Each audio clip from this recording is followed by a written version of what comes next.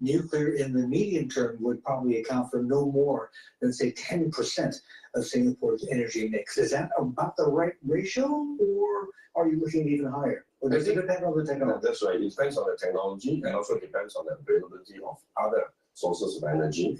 I think at the end of the day, I think it's I'm quite confident to say that we are going to have a mix of energy, and for some time to come, we will continue to depend on the natural gas as a key source of energy. We already have some solar energy, right? And we're also negotiating for import of electricity from the region. So I think these are the various options. And at the same time, we're also looking at the possibility of using hydrogen as an alternative, although technologically it is a lot more challenging.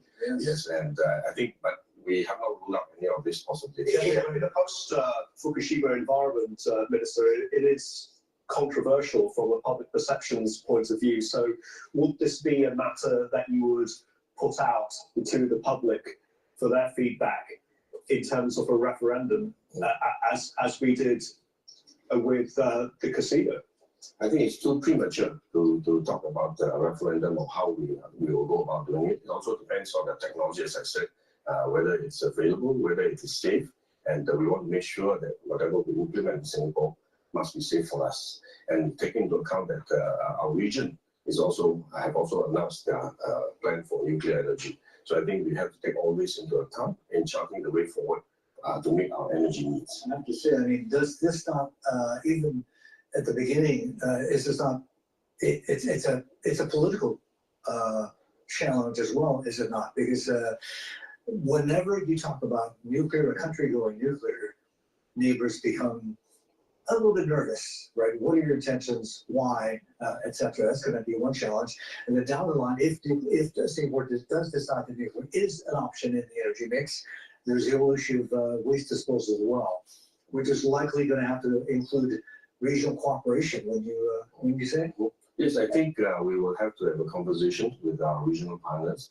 I think all of us are in this together. We all have energy needs, and as I mentioned, our neighbors have already announced their plans for nuclear energy. I think within ASEAN, we will have conversations on how to ensure safety, which is of interest to everyone. So I think it's something that we will have a conversation on. But as I said, it is still too early, too premature to discuss some of these issues. We can start a conversation, but I think to figure out specifically what to do will depend on the technology that we adopt. You mentioned that Singapore is already looking at potential sightings for ASMRs, right?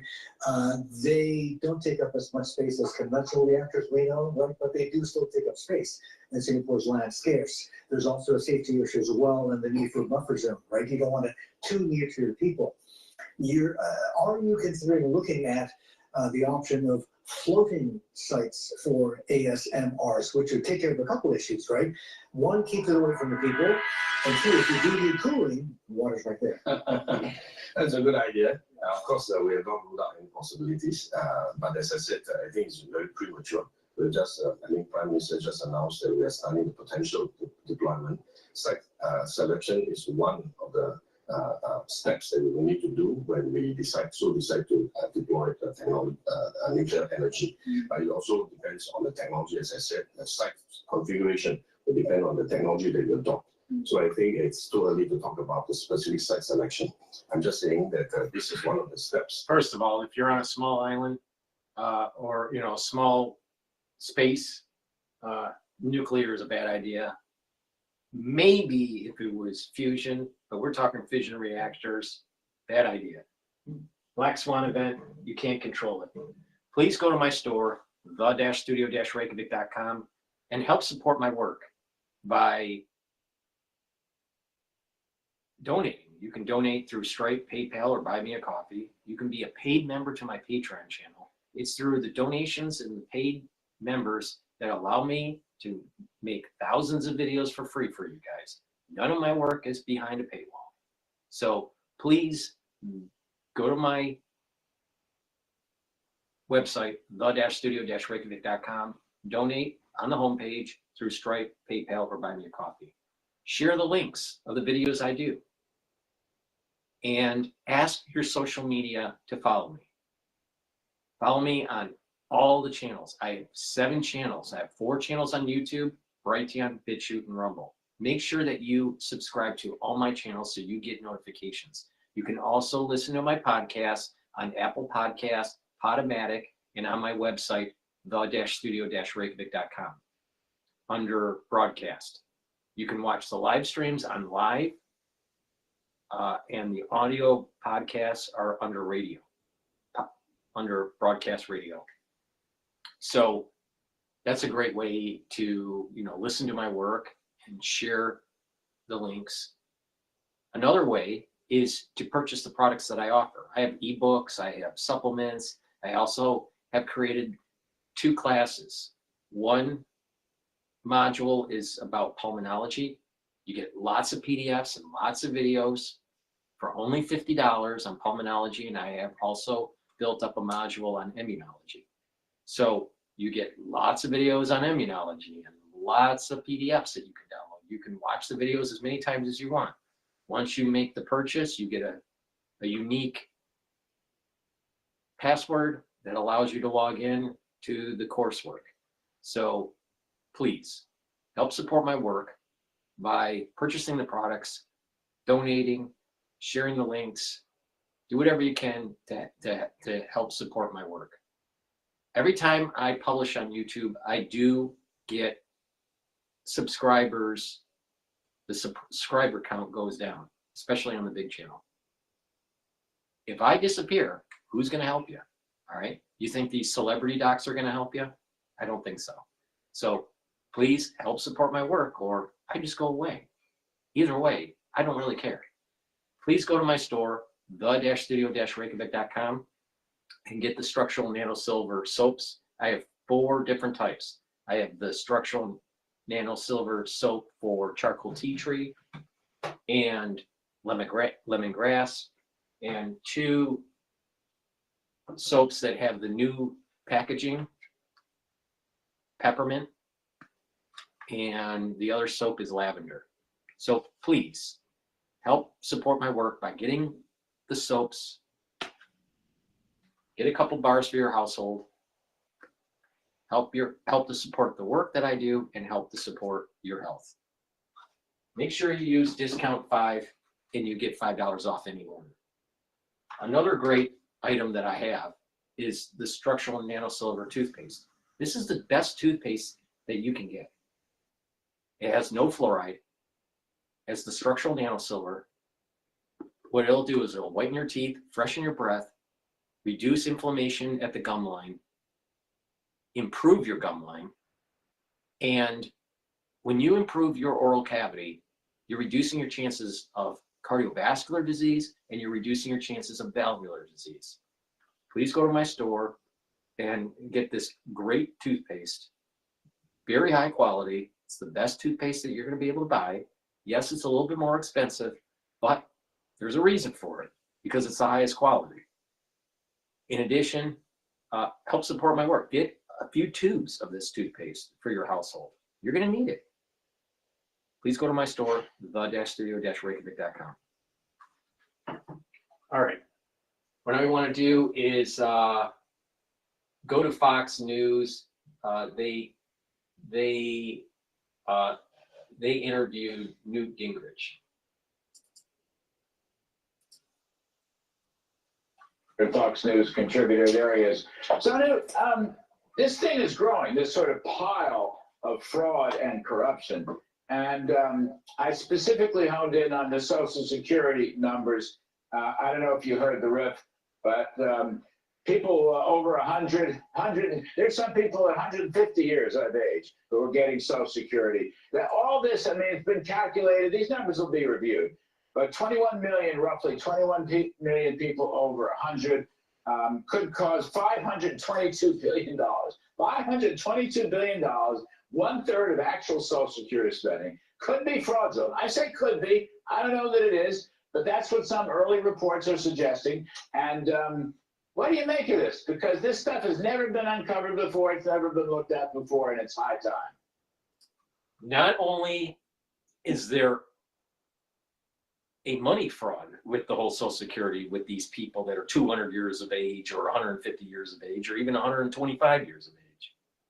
I'm willing to bet some of them voted Democrat. Like attuned to a couple million. But Michael, it's very simple. You have a huge And none of that, none of that. government system. DOGE needs to look at where are these people in terms of the electoral college? Are they in contentious states and districts where it was really close? Well, I bet they are. I'm telling you, what they found with the Social Security database is probably not just fraud with money going out from the Treasury Department, but fraud with elections, because they have the names now. They, in the database, they'll have the actual address, and they'll be able to triangulate to see if they voted, what the voter record is. Now, how does a 200-year-old have a voting record for the 2024 election?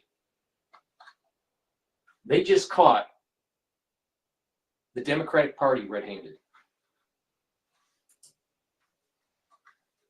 The Pentagon has never been audited successfully, never.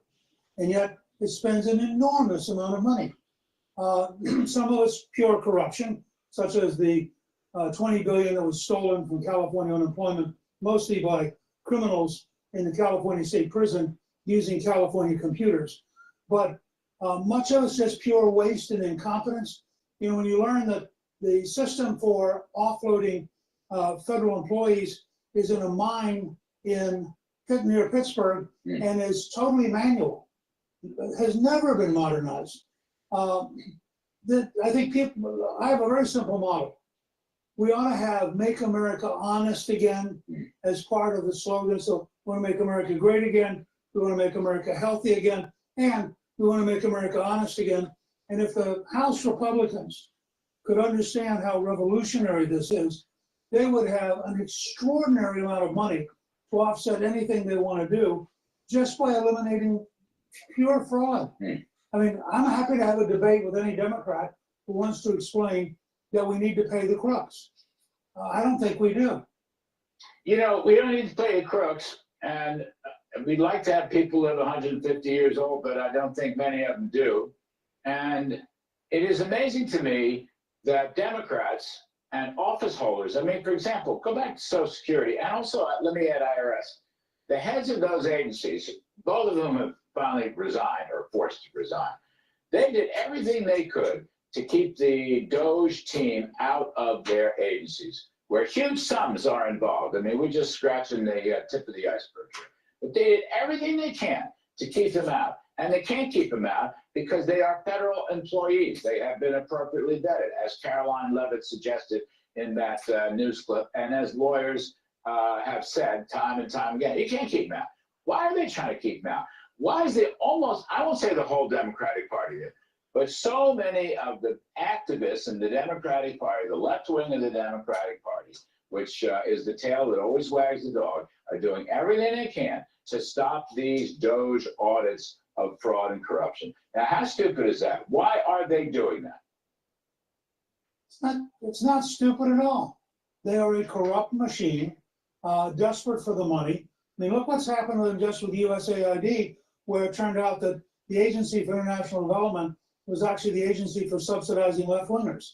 All of a sudden, they're not getting the cash. And this is straightforward. You know, it's not hard to understand if you start out with the idea these people want the money because they want the money. And anything which starts to make it accurate is in fact going to affect their pocketbook, going to destroy their machine. And you start taking money away from the machine that has been the Democratic Party, it is going to collapse. And it is going to end up being a minority party for the next 30 or 40 years. So they're fighting for their lives. They want your money. That's their whole point. That's why they're in politics. And that's why, you know, the teachers union is militant. The number of students goes down, the number of staff goes up. the performance goes down, but the checks come every Friday. We have to understand, and I think this is where, frankly, Elon Musk will turn out to be one of the historic figures of this administration. He and his team are going to expose to the country for the first time how truly sick the system is. And I just lost my thing, so you're gonna have to wait it for a minute. That's right. You can, if you lost your earpiece or lost your microphone, you can just put it up next to your ear. We'll stay with Newt. I'm sure he'll get plugged in again. The thing that's amazing to me about all this is like an 80-20 issue, or it could be a 90-10 issue. In other words, taxpayers, just like voters, want this audit by Elon Musk to succeed. They want it to succeed.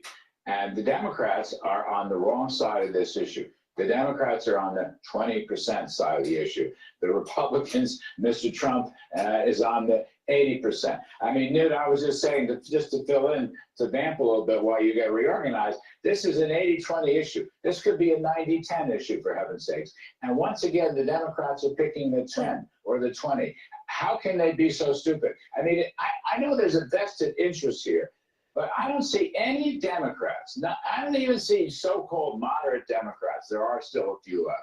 I don't see them saying, you know what, this is a good idea. Bill Clinton and Al Gore talked about it. Obama talked about it. Why don't we try to help and make our own contributions? They won't do it. The left is just so powerful in that party that they don't understand this is the most transformational thing to happen in, I don't know, maybe since the New Deal, Newt Gingrich, maybe.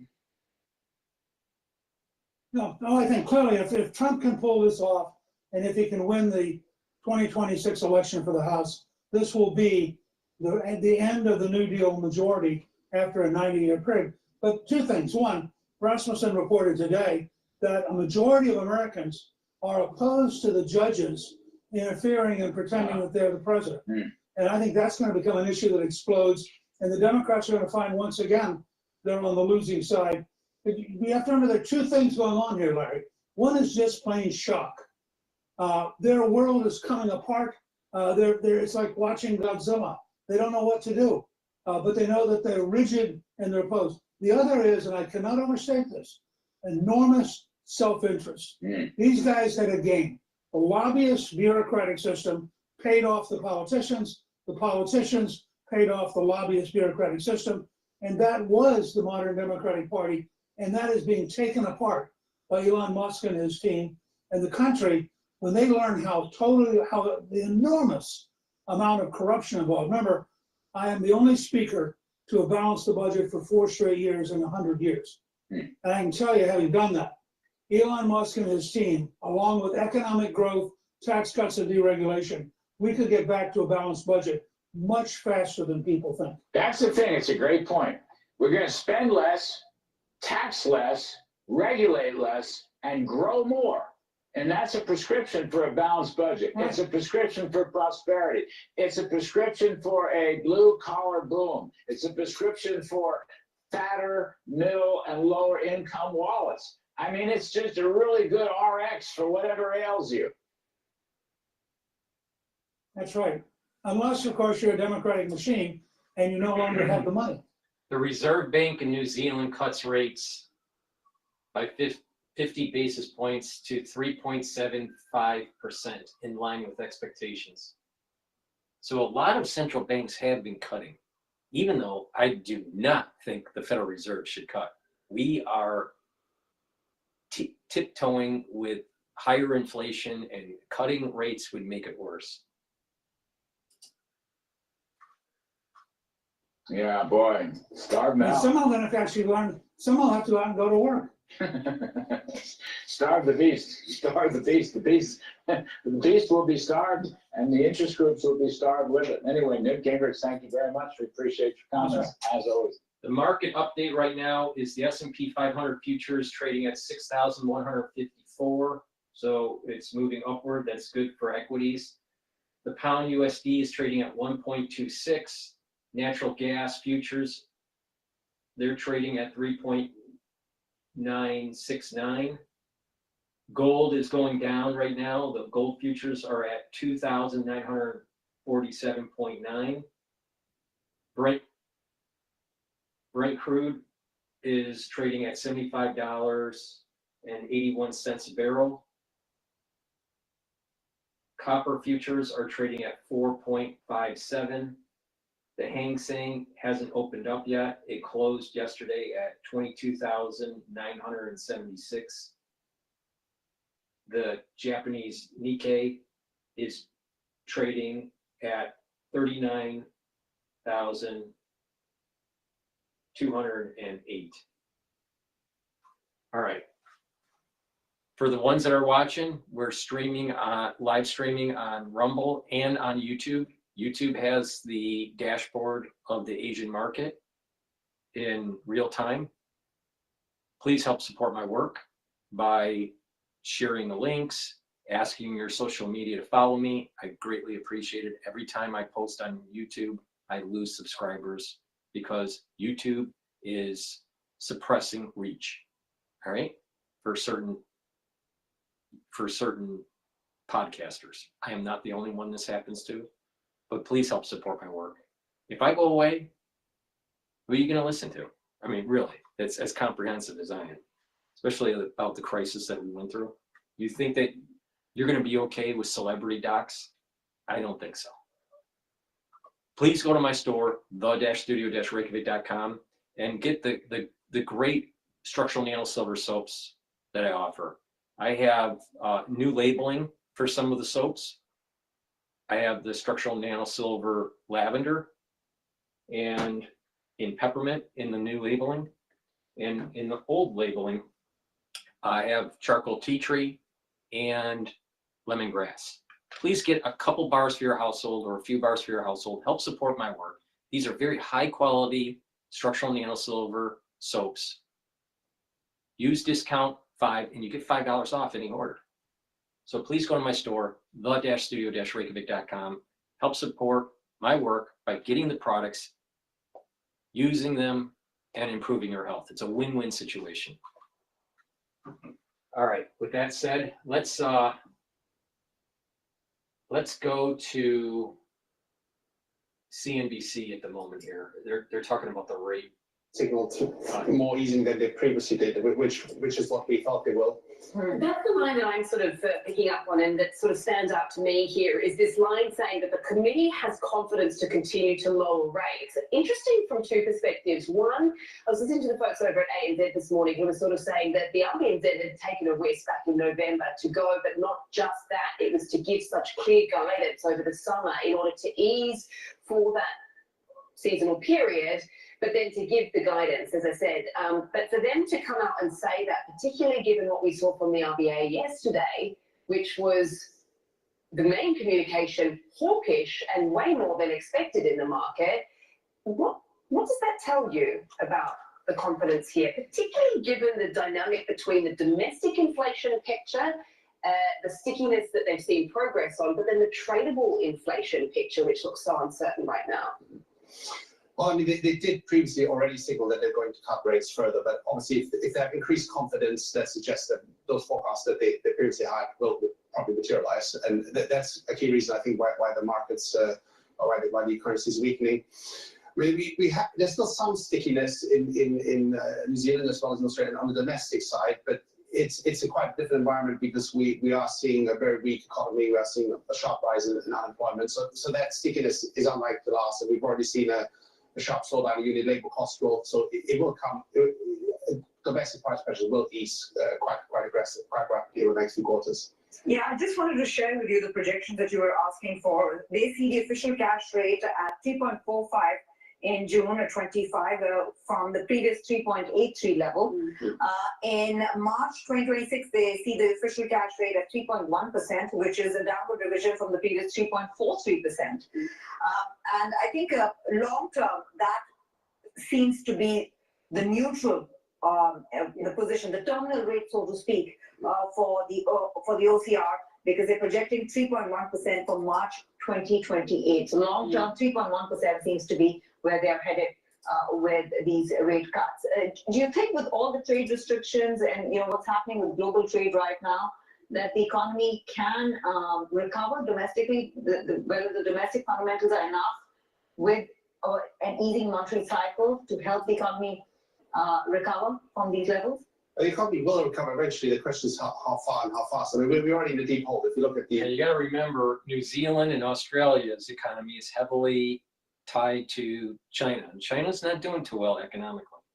All right, let's pivot over to Sky News, but before I do that, please go to my store, the-studio-reykjavik.com. Get the structural nano silver gel, either in the dispenser or in the tube version. It's a dual purpose product. You can use it as a skincare. It helps to heal wounds. If people are sick around you, it behooves you to put the gel on your hands, around your eyes, around your ears, around your nose, around your mouth, lightly coat your nostrils. Have some available at work and at home. You never know when you need it. Please go to my store, the-studio-reykjavik.com, and get the structural nano silver gel either in this dispenser version or in the tube version. Again, use discount 5 and you get $5 off. All right.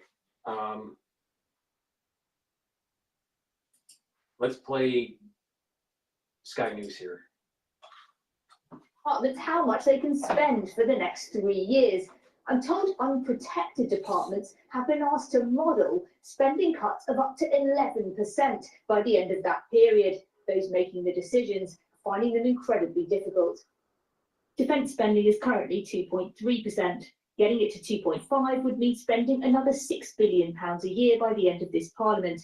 Spending on the NHS, defence and some areas of education are protected, but that means that Justice Department, responsible for prisons, local government, the environment, Home Office and culture may face a spending squeeze. I think the government is going to be quite wary of raising taxes further. Now, I certainly wouldn't rule out raising taxes further. In fact, I'd be very surprised if we don't get further increases over the next few years, I'm afraid. But very clearly, more money for defence means less money for other things. The Treasury say departments were asked to deliver savings and efficiencies of 5%, and scenarios of more than that are not final and will be discussed in the coming months. Tough decisions for Keir Starmer and his Chancellor. Tamara Cohen, Sky News, Westminster. Now, the Vatican has revealed that the Pope is suffering from pneumonia in both his lungs. Pope Francis was admitted to hospital in Rome on Friday. His condition is said to be complex. Our Europe correspondent Adam Parsons has the latest. I suspect that the Pope will die this year or next year. Most likely this year. What that means is that he has pneumonia in both of his lungs, and polymicrobial would suggest that this is both viral and bacterial infection. In other words, antibiotics alone won't be enough. His body will also have to fight this infection. Now, this is an 88-year-old man who's had health problems in recent years. He had bronchitis in 2023. And remember, as a young man, back when he was just 21 years old, he had pleurisy and lost part of the top of his right lung. That makes him prone to bronchitis. So he is still in Gemelli Hospital in Rome. And there they said that he is in good spirits, that he's been reading newspapers, that he has been reading through his texts. He has long said that he is a difficult patient, that he finds it difficult to give himself over to doctors to stop working. And earlier this month, he was still conducting events, and one time in very bad weather, leading to some of his team to wonder whether that might exacerbate any health problems. But I think at the age of 88, this man who has been the Pope for over a decade now, those around him know that this is a serious situation, that this is the combination of a number of health problems, and there is concern clearly for the Pope. He has asked his followers to pray for him. Around the world at the moment, there will be millions who are doing exactly that. Adam Parsons reporting there. Now, a British couple have been charged with espionage in Iran, the country's judiciary said earlier. Craig and Lindsay Foreman were on a motorbike tour when they entered Iran. Anusha Ashuri, who was freed from detention in Iran 3 years ago, was told Sky News he had a simple message: never give up. Our international correspondent John Sparks reports. It was the trip of a lifetime. an expedition and an experience in parts of the world untouched by mass tourism. We've stopped just to take in the view, just give up. But Britain's Craig and Lindsay Foreman have got themselves into trouble in Iran. Last week, the official news agency released this picture, depicting two British nationals, it said, arrested on security-related charges. Their faces have been blurred. Now, they've been formally charged with espionage, an offence that can carry the death penalty. An Iranian official said the individuals arrested entered Iran under the guise of tourists and under the guise of research and investigation work. These individuals were cooperating with covert institutions related to the intelligence services of hostile and Western countries. My part today, I feel content. I'm in Iran having an amazing time.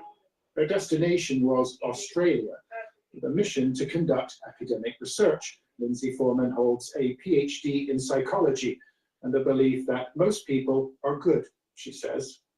But they knew the risk they were taking by entering Iran, a fear expressed in a social media post before they crossed the border. Many have suffered at the hands of the regime, like dual British-Iranian nationals, Nazanin Zaghari-Ratcliffe and Anousheh Ashouri. The pair spent more than 5 years in detention before the UK government negotiated their release, something we spoke to Mr. Ashouri about. The pressure, the mental pressure is so high that I ended up with 3 suicide attempts because they were threatening that they would kill my family members and they would bring their pictures to me. The whole concentration of their efforts was trying to make me write a forced confession book. We've got 4 hours to ride today, so just got to keep trucking. He has advice for Craig and Lindsay's loved ones. Mount a public campaign, he says, to embarrass the regime. What I really suggest their family should do is keep on persisting. Never give up. They may be used as leverage, a form of currency, as Iran bargains with the West. But the couple's trip has been extended, with no return date. John Sparks, Sky News. Now, organised crime gangs are making... All right, I'm going to pivot over to NHK, but please go to my store, the-studio-reykjavik.com. The link is in the description of this video. It's the-studio-reykjavik.com, and get the great supplements that I offer. These are supplements that I take to improve my health. So one supplement that you should be taking every day is the digestive enzyme complex. The digestive enzyme complex helps to reduce the load on your pancreas. As you get older, your pancreas doesn't function as well. This will help to break up carbohydrates, proteins, and lipids, reduce the load on your pancreas, so you can break up the food that you're eating and absorb it. Now, if you're an athlete, younger or older, you should also be taking digestive enzyme complex to break up your pre-workout food or your post-workout fueling. And that way you're going to recover quicker because you're breaking up that fuel and you're absorbing it to replenish your body. So please go to my store, the-studio-reykjavik.com, and get the digestive enzyme complex. If you're an athlete, you need this. If you're older, you need this. Use discount 5 and you get $5 off.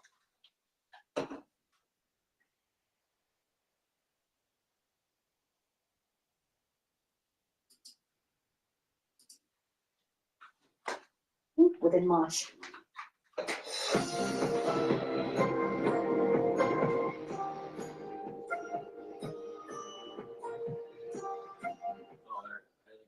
Traders on Wall Street were back at their desks after a long holiday weekend, and they had yet another choppy day on the markets. Traders picked up where they left off on Friday, with the major indexes little changed. They're navigating concerns about persistent inflation and volatility from the Trump administration. One analyst says the markets are trying to break out of the rut they've been in since late last year.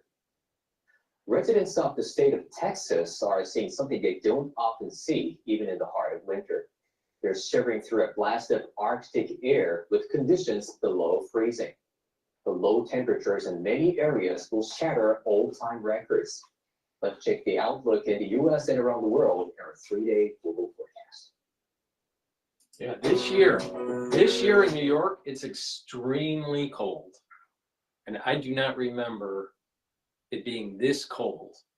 Now, other years have had more precipitation, more rain, or more snow accumulation, right? But this year is super, super cold, right? But, all right, so they're doing the weather. Let's pivot to, I want to pivot to Fox News here. This was posted 2 hours ago. Department of Government Efficiency, or DOGE, facing a number of legal battles, most of which are coming from Democrats up in arms about DOGE decluttering the federal government. White House Press Secretary Caroline Leavitt will join us, as promised, to react to the pushback against DOGE. But first, senior White House correspondent Peter Doocy is live on the North Lawn. Peter, how much have taxpayers saved because of all this work on the part of DOGE? So far, in the neighborhood of $50 billion, Sandra, and officials here are claiming that things are about to get much bigger if they can make some major changes, because they are saying that the first look at the Treasury Department has revealed that $4.7 trillion worth of payments at Treasury went out the door without a Treasury account symbol, which is similar to a billing code, and that means that that $4.7 trillion is basically untraceable. That's bullshit. You're looking at somehow some of these bureaucrats from DC that have never left, but then make hundreds of thousands of dollars and are somehow worth tens of millions of dollars, close to 100 million in certain circumstances. Do we believe that there's a chance that they could be funneling these to NGOs with interest? Yes, we know that happens. Exactly. Elon Musk posted about allegations of Social Security fraud. My rough estimate is that it's 80% lack of confidence / caring and 20% fraud, but that's still a lot of fraud. There are Democrats, though, countering the fraud is actually by billionaires at the White House trying to help billionaire friends. Corruption's up, chaos is up, and yes, prices are up for Americans. And that's why we are standing up against this effort to basically put their tax cuts for billionaires. How can she say this when the Treasury Department is not putting a billing code for $4.7 trillion? Not billion, trillion.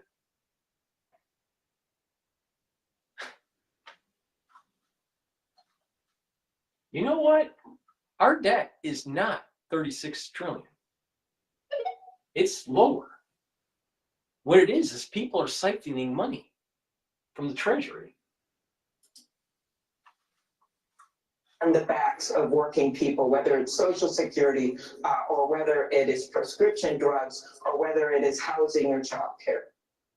You know what's amazing? You know what's amazing with the Democratic Party? It's almost like watching Peanuts. Wah wah wah wah wah wah wah wah wah wah wah wah wah wah wah wah wah wah. They're irrelevant. When you have Social Security and you have millions of people that are at Guinness World Record ages, like 129 years of age and older, and you have millions of them on Social Security. That's a lot of waste.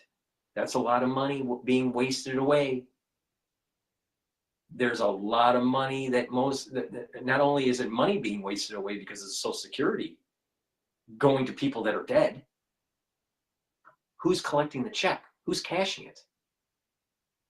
And these dead people, who did they vote for in 2024? Who did they vote for in 2020? I would love to know.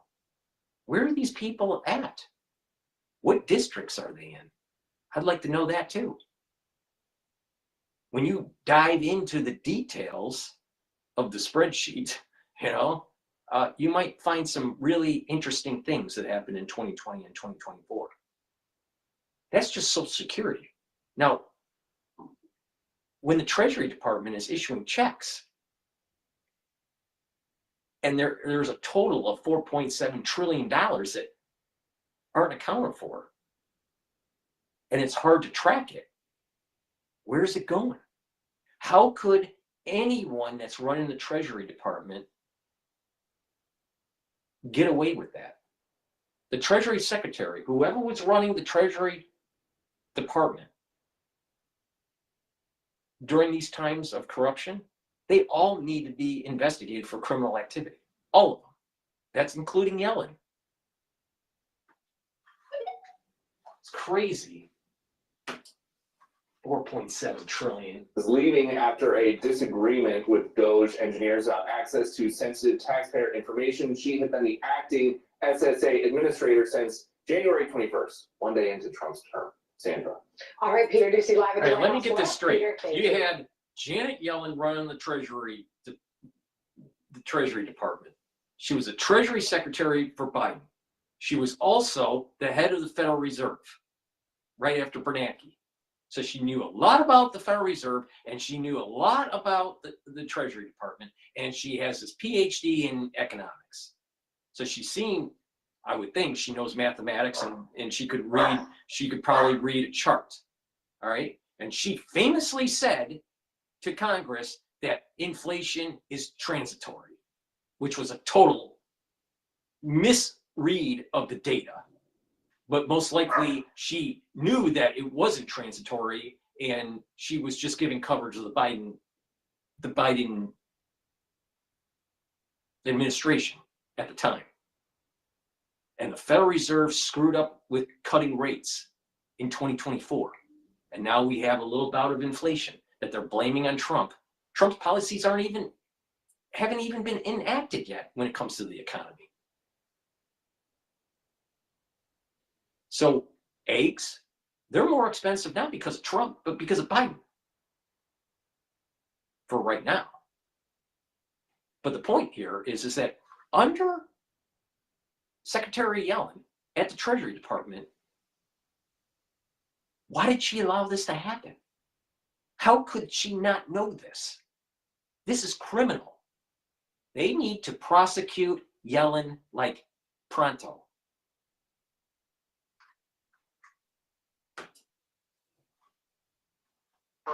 All right, for more on DOGE's work so far, let's bring in Carolyn Levitt, White House Press Secretary. Carolyn, great to spend the afternoon with you. Appreciate you coming on. Thanks for having me, John. Great to see you. So the Democrats, as we know, got their hair on fire complaining about DOGE and cost cutting. But if we go back in history, Barack Obama announced something very similar back in 2011. And then if you go all the way back to 1993, remember when Al Gore and Bill Clinton said this. This report tells us when I posted on TikTok, that went from maybe a few hundred people knowing about my product to millions. If it was not for TikTok, I can truthfully say that CPR Wrap would not be open today.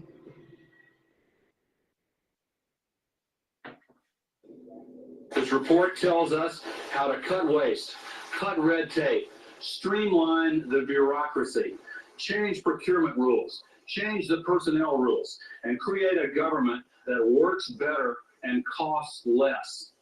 The Reinventing Government, or RIGO report, aims to save $108 billion over 5 years through eliminating scores of wasteful programs and regulations. Among the 800 recommendations, eliminating 12% of the federal workforce, merging some government agencies like the FBI, the DEA, and the Bureau of Alcohol, Tobacco, and Firearms, closing hundreds of government offices outside Washington. Doesn't that sound like what Trump's doing? Doesn't it sound like, but the Democrats are screaming bloody murder, but yet it was the Democrats that had this idea going all the way back to 1993. Every time you turn around, you can see that the Democrats are eating their tail. Every time. Every time. They can never get a break. They're always on the wrong side when they're going against Trump. It's like, he's like Teflon Don. no matter what they throw at him, it just bounces back and he gets stronger. Democrats complaining about that, and they wanted to cut twice the number of federal jobs that President Trump does. That's exactly right, John. If you listen to those words, those are from Democrat Party leaders who are allegedly still beloved by Democrat voters today. And they were promising the American people the very same things that President Trump promised the American people, won the election on, and now is actually delivering on. That's the only difference between what President Trump is doing and what these Democrats have promised the American people for decades. He's actually following through on the promise to cut federal government waste, fraud, and abuse. And this is the first president to actually do such a thing, and the Democrats are up in arms about it, but our country is going bankrupt, and President Trump is not going to sit back and allow it to happen. Caroline, can I ask you for a clarification? Sandra here, by the way, thanks for coming back on with us. It seems there's being a lot made of what Elon Musk's role is actually at DOGE. The president has introduced him as the head of DOGE multiple times in interviews, yet there's this affidavit that we've been able to get our hands on here that the press has as well, that it contradicts the White House claim that he's the head of DOGE. This affidavit actually says he doesn't work for DOGE at all. Reading directly from it, it says Musk is not an employee of the U.S. DOGE Service or the U.S. DOGE Service Temporary Organization. That's according to the director of the White House's Office of Administration. So what is his role at DOGE? Sure. I would say that he's just an advisor. He just knows a lot about tech. But DOGE isn't right. I don't believe DOGE is a hierarchical organization. It's horizontal. And this is why people are having a hard time understanding what they're doing, because they're not used to working in a horizontal organization. And when you're like startup, right? And that's what DOGE is kind of acting like. It's like a startup kind of consulting kind of firm. It's very horizontal. To me, the first impression I get is it's a horizontal organization. To clarify, Elon Musk is a special government employee here at the White House, serving at the direction of the President of the United States, Donald Trump. Elon Musk has been tasked with overseeing DOGE on behalf of the President, and DOGE employees, DOGE folks have been onboarding at respective agencies across our federal bureaucracy as political appointees, just like any other political appointee gets on board with the new administration with the changing of hands. And those individuals are helping the secretaries at all of our agencies that have been nominated and confirmed by President Trump in the United States Senate to cut waste, fraud, and abuse at these respective agencies. So that's the way DOGE has been set up, and that's the way it will continue to operate. All right. Well, let's come back to the plane crash in Toronto that happened yesterday, and the fact that Democrats seem to be pointing the finger of blame at the president. I'm not quite sure how you make that connection when the crash occurred in a different country. But here's what Chuck Schumer said. He said, quote, "To those asking whether it matters that the plane's destination was in Canada, the flight took off from Minneapolis. The FAA was still responsible for inspecting the aviation equipment, and Trump just let go of FAA safety specialists. We have no idea what caused this crash. We have some video of it coming in for a hard." It's not the safety. What it was is you had winds. It was terrible weather. Things like this happen. All right. Chuck Schumer is constantly trying to find a way to blame Orange Man. I mean, literally, this feels like I've been covering this almost every day of the Trump presidency. Almost every day, not every day, but almost every day. And I swear, it feels like a comic book. It's like, when I was young, I used to collect comic books, right? And it just feels like we are inside a comic book. And Chuck Schumer is a villain. But we don't know if it was a failure of equipment, or if it was weather, if it was pilot error, or if it was something else. And yet you get the minority leader in the Senate immediately pointing fingers at the president. Your response? He's an asshole. It's incredibly irresponsible for Chuck Schumer to say such a thing when the investigation is still underway. It's beyond, And as it's you beyond rightly pointed out- irresponsibility from Chuck Schumer, or Chucky Schumer. Chucky Schumer is an asshole. John, this crash unfortunately took place in Canadian airspace with Canadian air traffic controllers overseeing it. And the facts about the FAA are that no air traffic controllers have been let go by Secretary Duffy or this new administration. In fact, Secretary Duffy has put great emphasis on hiring the best and the brightest air traffic controllers who want to be part of the FAA. And President Trump signed a very strong executive order to ensure that the FAA... All right, economic data is coming in from China, and January new home prices went down minus 0.07% month over month, dropped slower than December. So still, China is not doing so well with the economy.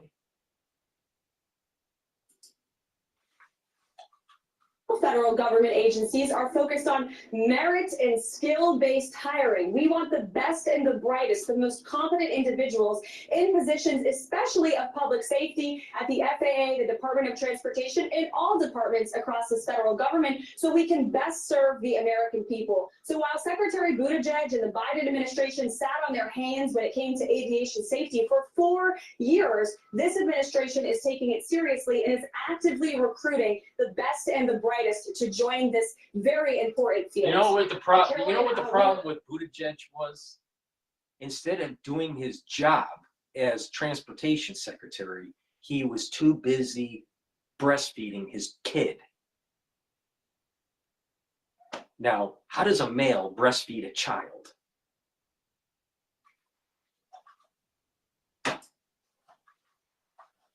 Marco Rubio, the Secretary of State, has been having some critical meetings overseas, Saudi Arabia. We've got Steve Witkoff joining him as well, Mike Waltz. What can you tell us is coming from that? He seems to be putting out some optimism that things may be getting closer to an actual deal being made. I'm so glad you asked, Sandra, because this is a truly monumental step towards peace in the Russia-Ukraine war. At the direction of President Trump, Secretary Rubio, a special envoy Steve Witkoff, and our national security advisor Mike Waltz spoke to the Russians today and made significant steps towards peace. This is the first step of many. And I'd like to point out that our administration, including President Trump himself, has been in direct correspondence with the Ukrainians as well, including President Zelensky. President Trump also talked to our European allies yesterday. He had a phone call with France's President Emmanuel Macron. Next week, the Prime Minister of the UK will be here at the White House. And so we're ensuring that all parties are heard, but you have to speak to both sides of the war in order to truly negotiate a deal and problem solve. And this is a significant first step towards peace. Again, when the previous administration had no negotiations, no discussions, really no diplomacy in this effort, President Trump and his team are taking significant steps with just being here for 4 weeks. I want to ask you, if I could, Caroline, about New York City Mayor Eric Adams, who is the subject of a meeting today that Governor Kathy Hochul is heading, which a lot of people were reading as whether or not she should remove him from office. A federal judge has just asked the Department of Justice to come into court and explain why the charges against him were dropped. Democrats are suggesting there was a quid pro quo involved here, that in exchange for cooperation on immigration, the DOJ would drop the charges against Eric Adams. He has denied that. What do you say? Well, I defer you to the Department of Justice for specifics on this case and the ongoing case and the matters against Mayor Eric Adams. What I do know is that Eric Adams has been incredibly courageous in speaking out against his own party when many Democrats refuse to do so. Now, what is interesting about this, you know, not the Mayor Adams thing, I covered that all this morning and my take on what's going on. So please watch episode 9 if you want to know. But this secretary, press secretary, she is thinking on her feet. She's smart. She's good looking. Now compare that to the last press secretary that we had through the Biden administration. She couldn't put 2 sentences together without looking at a book. She could not think on her feet, even though she went to an Ivy League school. So I don't know how that happened. Levitt, Caroline, I'll tell you, she's smart. She's smart. She can think on her feet. Trump picked a good person for the press secretary, and the juxtaposition between her and the clown that was running the press pool, for Biden. God. Border invasion of illegal immigrants that the previous administration allowed to happen, which we know had a grave impact on New York City, on the education system, the transportation system, on taxpayer dollars in that city that were going to housing illegal migrants in hotels. Thankfully, all of that is coming to an end thanks to the strong leadership of President Trump. And New York will only be a sanctuary place for law-abiding American citizens and New Yorkers under this administration. And Mayor Adams has put out a helping hand to try to help. Hallelujah. Because guess what? When you start walking the streets of New York right now, you literally don't know if you're going to be murdered, burned alive, kidnapped, pushed onto a train track, and run over. You just don't know at any given moment. Of the federal government in ending the border invasion. He was not heard by the last administration, but he is being heard by this administration because President Trump and his team will work with anyone to do what's best for law-abiding, tax-paying American citizens. Well, Caroline, we've been carrying your press briefings live here on America Reports. We look forward to the next one. Thanks so much for joining us. Thank you. Thanks, guys. All right. All right. So that was Fox News. We probably will pivot to CNA or CNBC, but let me plug these two supplements. Please go to my store, the-studio-reykjavik.com, and get the Goodnight Formula. Take this every day. What this will do for you is to allow you to get into 3 cycles of REM sleep and deep sleep. You need 3 cycles of REM sleep and deep sleep to be able to consolidate memory, to be well rested in the morning, and to detoxify your central nervous system. If you're sleep deprived, that means you're not consolidating memory, you're building up toxins, you're not going to be well rested, and over time, you're going to develop early onset of dementia. You don't want that, trust me. Guess what? I know all about dementia and what happens to people that have dementia. My father is dying in a nursing home with ischemic dementia, slowly dying away. You don't want anyone in your family to have to go through that. Trust me. Please go in my store, the-studio-reykjavik.com, and get the Goodnight Formula.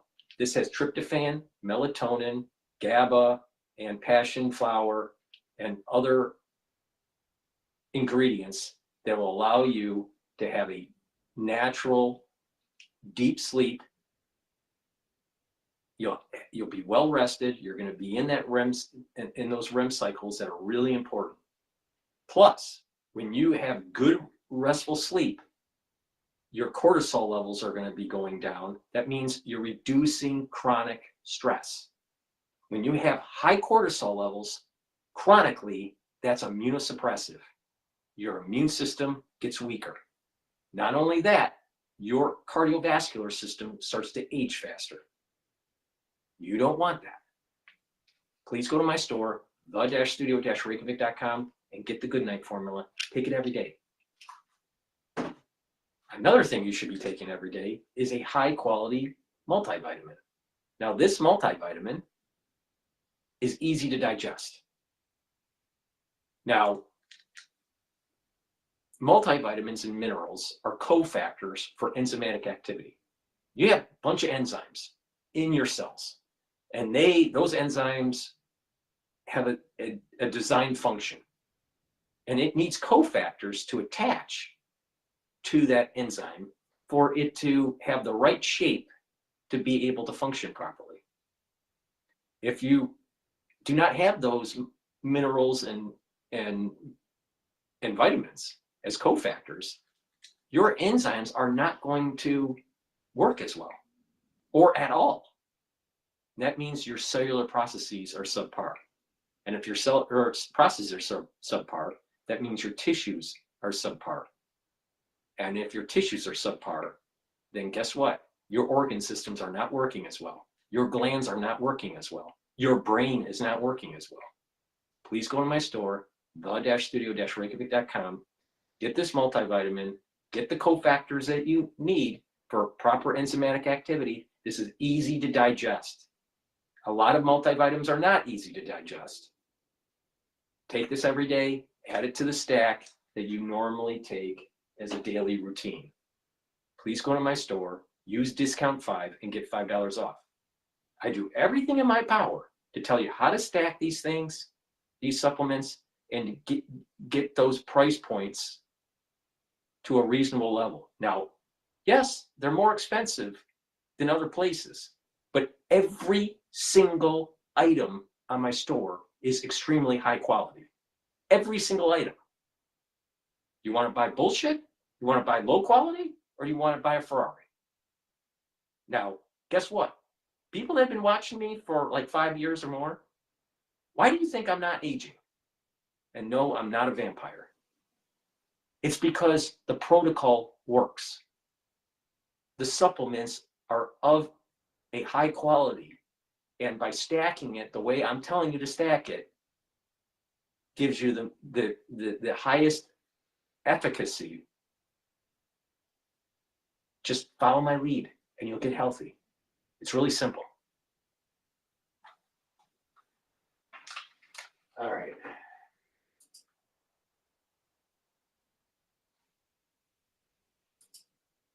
Now there is a rabbi that started talking about Elon Musk, and I've been debating if I play the video or not. It is a very, very interesting video. There's a lot of Hasidic kind of stuff in it. And it's about an hour long. I don't know tonight if I can do that. I might do it tomorrow, but it's extremely interesting.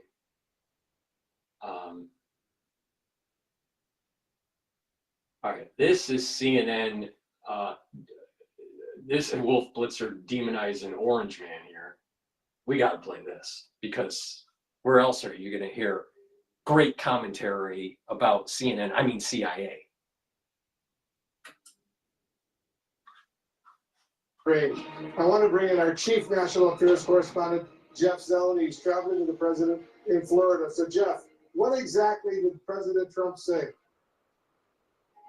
Well, it was some of the sharpest criticism we have heard directed from the Trump administration, or in fact, any American president at the Ukrainian President Volodymyr Zelensky. Of course, this is coming on a day when the U.S. and Russia were meeting to talk about the very fate of Ukraine. Zelensky did not have a seat at the table. But the president was asked specifically about that just a short time ago at his Mar-a-Lago resort. He fired back at Zelensky, suggesting that he could have stopped the war 3 years ago. I think I have the power to end this war, and I think it's going very well. But today I heard, oh, well, we weren't invited. Well, you've been there for 3 years. You should have ended it 3 years. You should have never started it. You could have made a deal.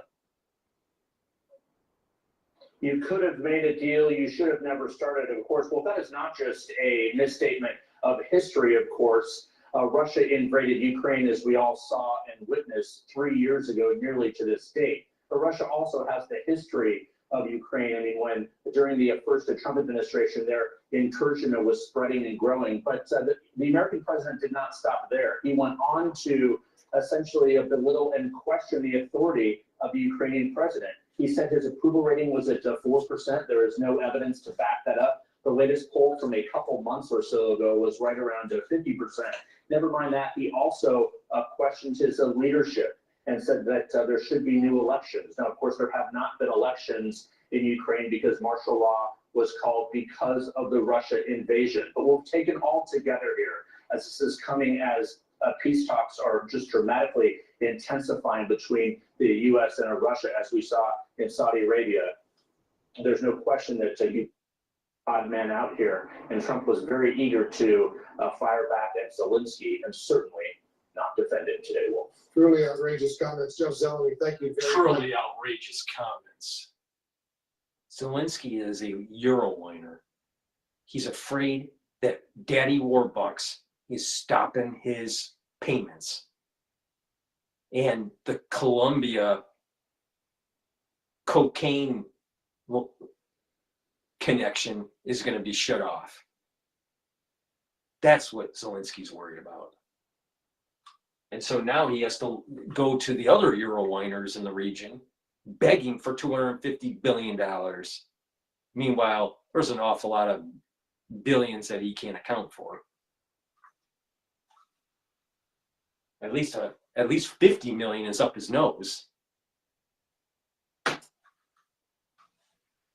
All of this comes as U.S. and Russian diplomats kickstarted their talks in Saudi Arabia aimed at trying to bring the war to an end without Ukrainian negotiators in the room.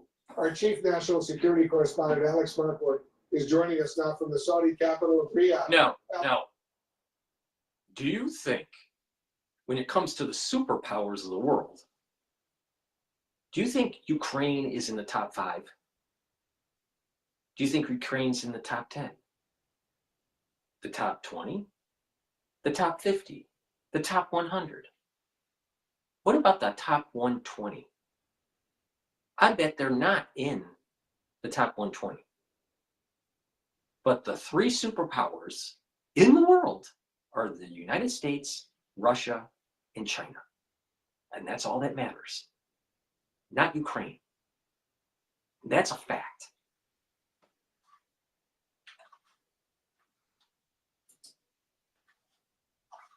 How is this comment, this latest comment from President Trump, going to be received?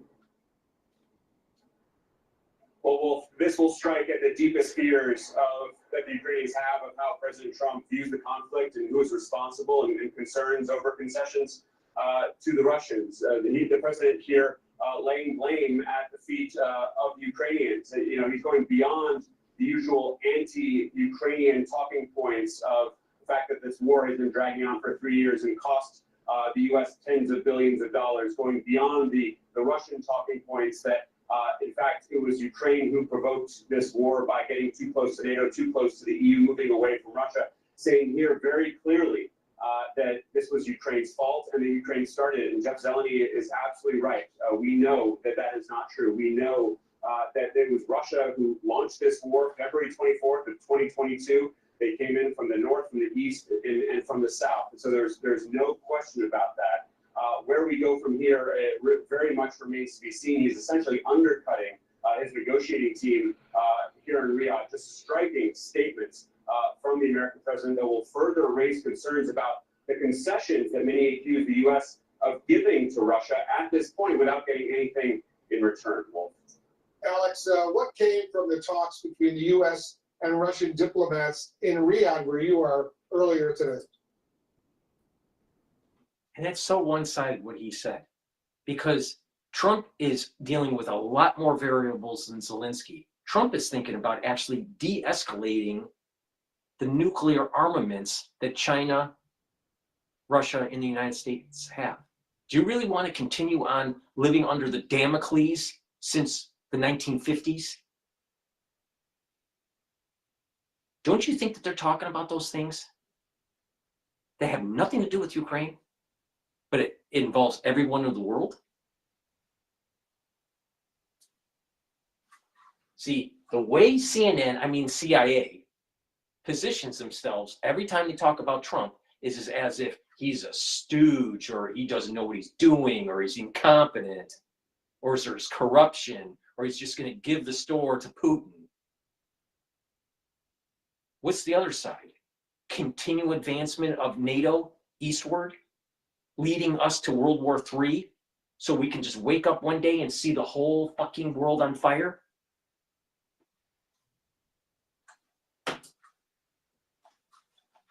Well, this may be remembered as the moment, or one of the moments, that Russia essentially came in from the cold, was recognized again by the West. Here we saw President Putin's top aides sitting across the table from the top American national security officials. The American delegation tried to downplay the fact that the Ukrainians were not there, that the Europeans were not there, downplay the fact that they were just meeting directly with the Russians by saying that you have to meet with adversaries in order to get to a peace deal, arguing that this was just the first step in a very long process. Trump stated, he stated in the Oval Office when he was asked the question, what are you going to be doing? He said, we're going to talk to the Russians, then we're going to talk to the Ukrainians, then we're going to set a summit. Why is this brand new? Why do they think that this is all like, off the cuff?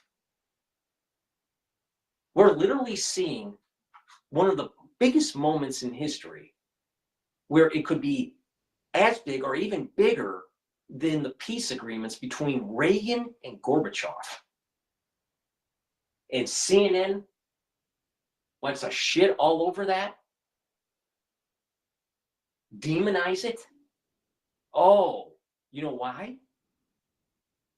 Because CNN wants to continue on the national security state, not get it restructured, not make it more efficient, not go back to a pre-9/11 day. No, you need to grow it. It's like a chia pet. You just got to keep on feeding it. Got to just keep on feeding the chia pet, the national security state chia pet. It's got to keep on growing. You can never restructure it. You can never audit it. You can never ask it to get a little bit smaller. Stop doing its overreach. Stop surveilling the citizens. No. Can't do that. Because if you go towards taking away power from the national security state, bad things might happen to you. Make sure you don't drive around a grassy knoll.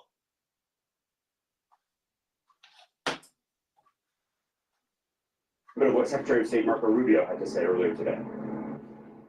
But we have to understand that it's been 3.5 years since there's been any sort of regularized contact between the United States and Russia.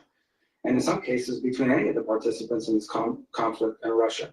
So the goal of today's meeting was to follow up on the phone call the president had a week ago and begin to establish those lines of communication. The work remains. Today is the first step of a long and difficult journey.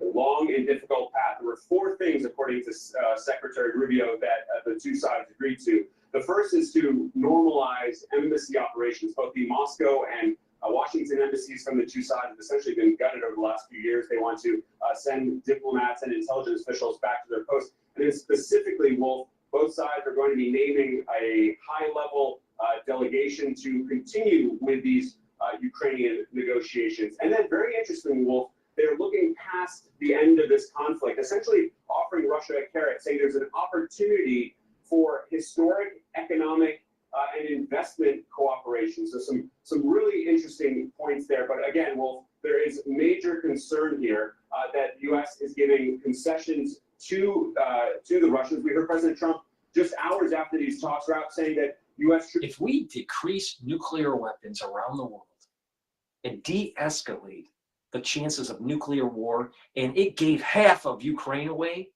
I would do it.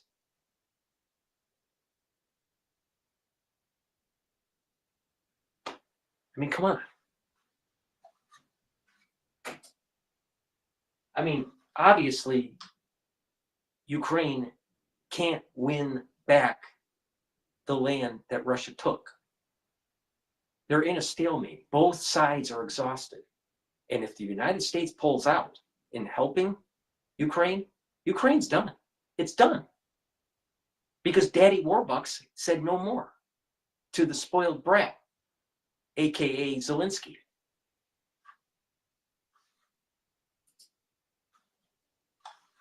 Should not be inside Ukraine. This comes at a time when both the Ukrainians and the Europeans are saying that the Americans must absolutely be involved in giving security guarantees to the Ukrainians, and we're hearing otherwise from the American president. Wolf. Alex Marquardt reporting from Riyadh in Ukraine in Saudi Arabia for us. Thank you very, very much. Right. Before we continue with CNN, I mean CIA,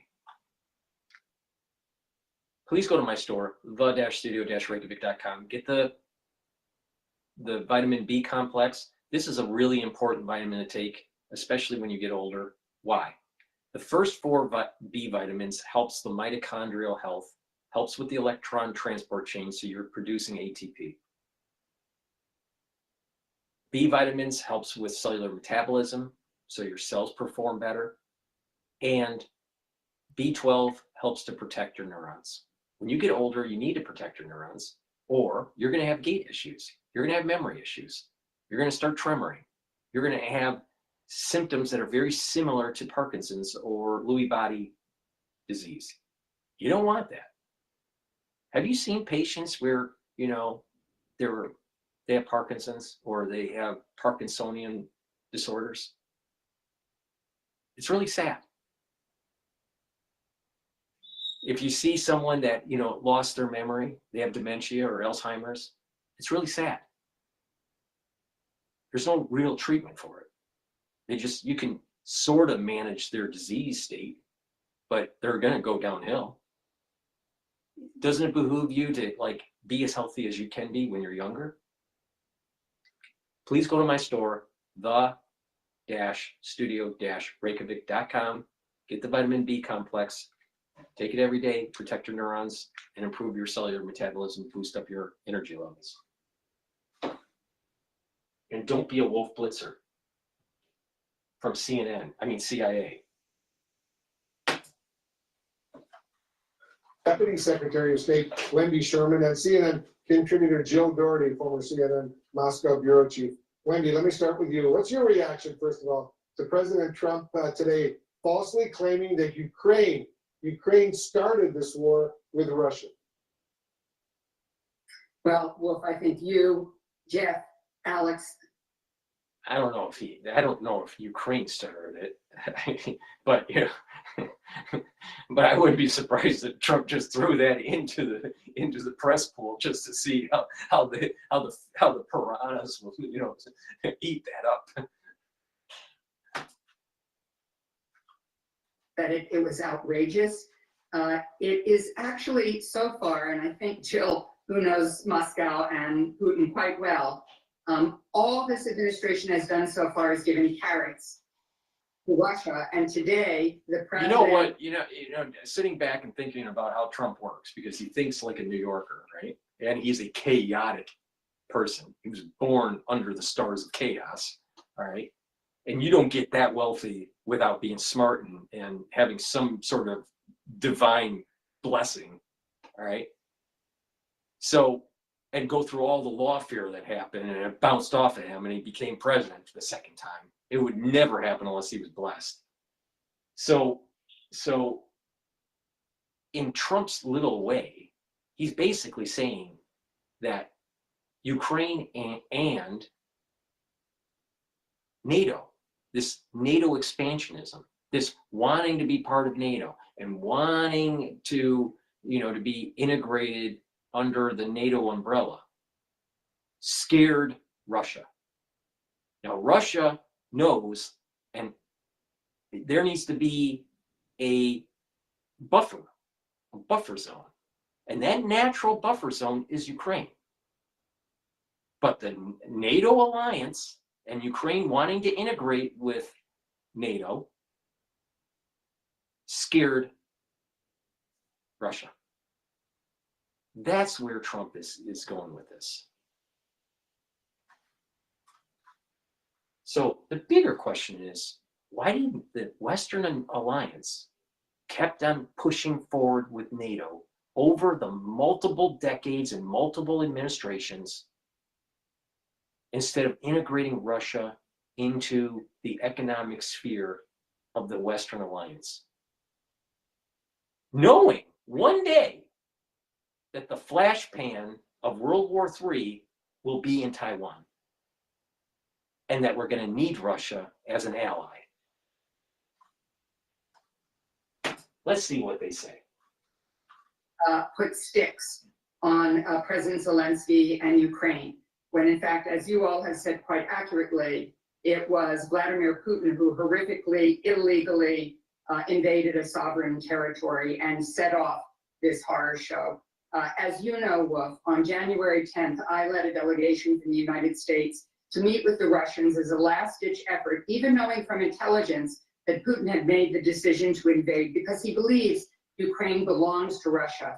And so when you hear. What about Biden signaling to the international community that Ukraine was going to fall, soon?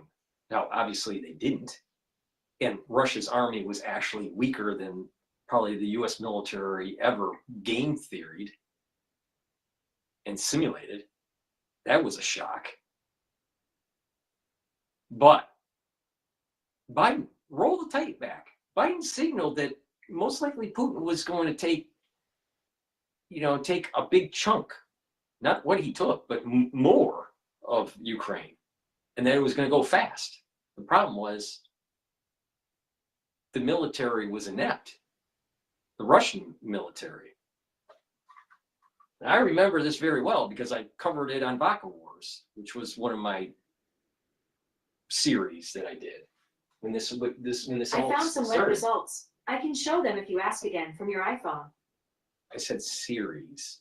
Not See, this is a professional outfit. That's the reason why you need to go to my store and get the great supplements that I have so I can shut Siri up.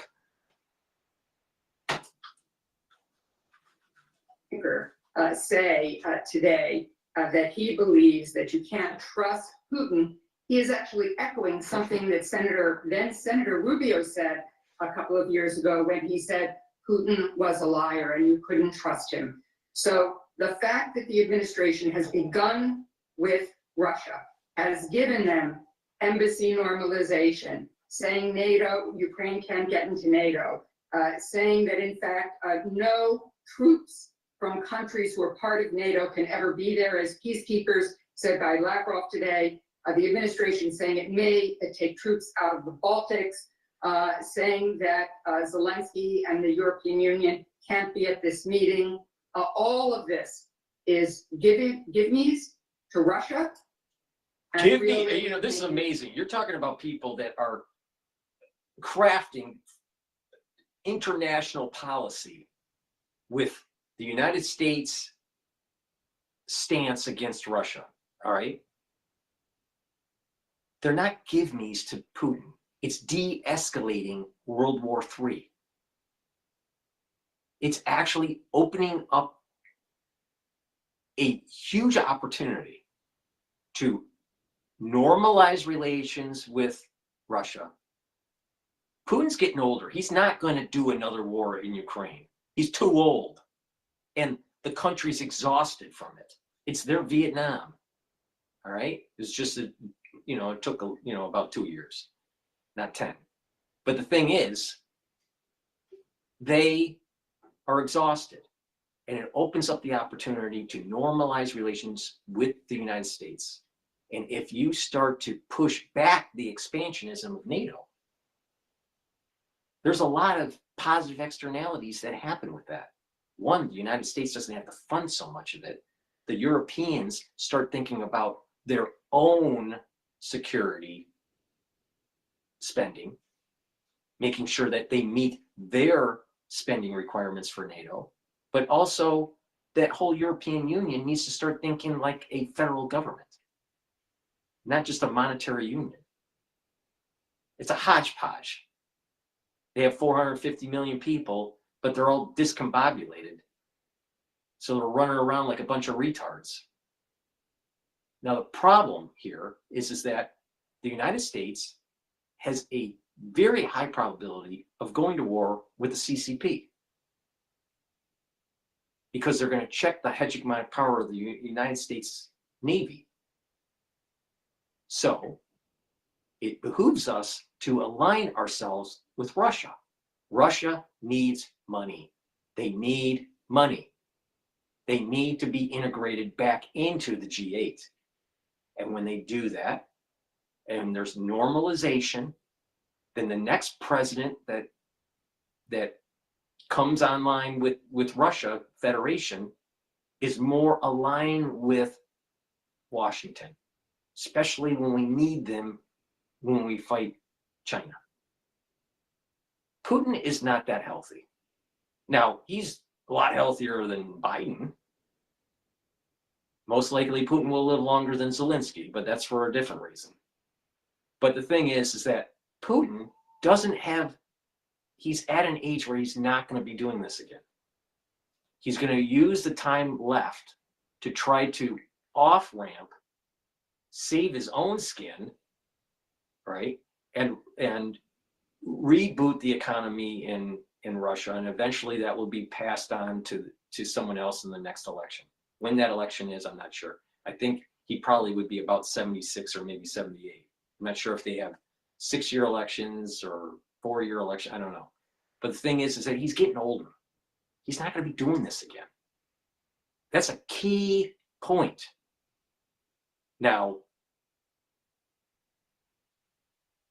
if they're more integrated with the United States economically, that means the whole BRICS issue blows up and strengthens the dollar. Remember what BRICS was all about? It was a hedge against the hegemonic power of the United States. Well, if Russia is in the orbit and is aligned with the Washington Consensus, you don't need BRICS. Oh, maybe that's why Modi from India, also a BRIC nation, is starting to perhaps align more with the Washington Consensus. Oh, maybe that's why Secretary Rubio from the State Department spent so much time in South America. Oh, Brazil's real important. South America's real important, especially if you want to chip away at the BRICS. So it starts breaking away the ones that were trying to hedge their bet against the United States. Her policy would actually strengthen the BRICS. I don't understand how these retards run the show. I might as well just run for president and save everyone from world destruction, because we are literally the intelligentsia that's coming from the Bosch-Wash corridor in the east coast of the United States is running us towards World War III and destroying our economy at the same time, and pushing DEI, and teaching our children that it's okay to be to be some sort of transvestite cross dancer at age 10.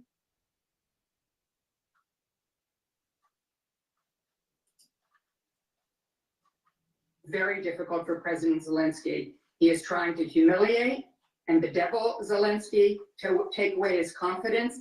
But having been to Ukraine during this war, he doesn't have to. He doesn't have to. The thing is that most likely Zelensky couldn't win an election. He'd probably be voted out. He didn't win the war. It was through our intelligence, our weapons. I wouldn't be surprised even our special forces on the ground that allowed him to even survive.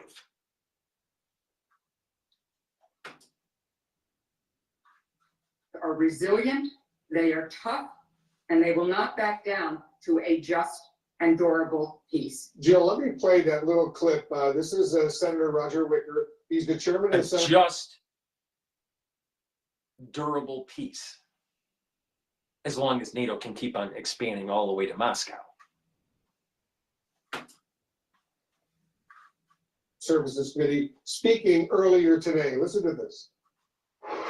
Any sort of peace talks that might get a fair result would definitely need to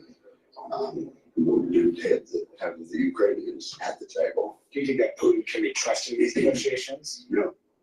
Putin is a war criminal and should be in jail for the rest of his life, if not executed. Pretty strong words. Putin should be in jail for the rest of his life, if not executed. Jill, pretty stunning comments from this Republican senator. I feel that way for Dr. Fauci.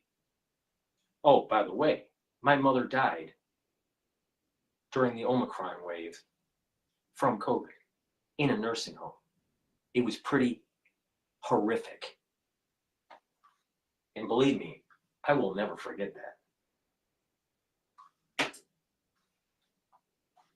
but he's technically correct. Vladimir Putin is a war criminal, according to the International Criminal Court, the ICC. Now, neither Russia nor the United States is a member. Exactly. Russia and the United States doesn't even recognize this court. It's a kangaroo court, so it doesn't matter.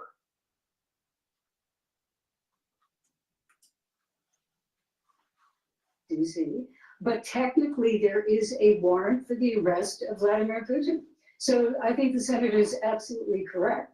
And I have to agree with Wendy Sherman that the negotiations, if the United States is really bringing two sides together, this is really a shocking development because it is putting all of the onus, no criticism on Russia whatsoever. In fact, as we see, Russia got a lot today. And telling Zelensky that he started the war. I was in Moscow, February 24th, 2022, and followed it very, very closely. This is precisely what Vladimir Putin says, that it was the Ukrainians who... Well, these are the facts. The Obama administration was doing a coup in Ukraine. There was expansionism with NATO. The way United States foreign policy, when it came to Ukraine and with expansionism of NATO, put pressure on Russia, on Putin, to the point where he felt that he needed to invade to protect that buffer zone. Now, you know, he got a little hubris, you know, and he took some more land than maybe he should have. But the reality of the situation is that if there was more outreach by the Western powers, especially the United States, to normalize relations with Putin, and we had leaders in the White House that were strong, that actually had some balls, Putin wouldn't have done what he did. And we would have been far more ahead with economic integration, and we wouldn't have to worry economically about that little thing called the BRICS.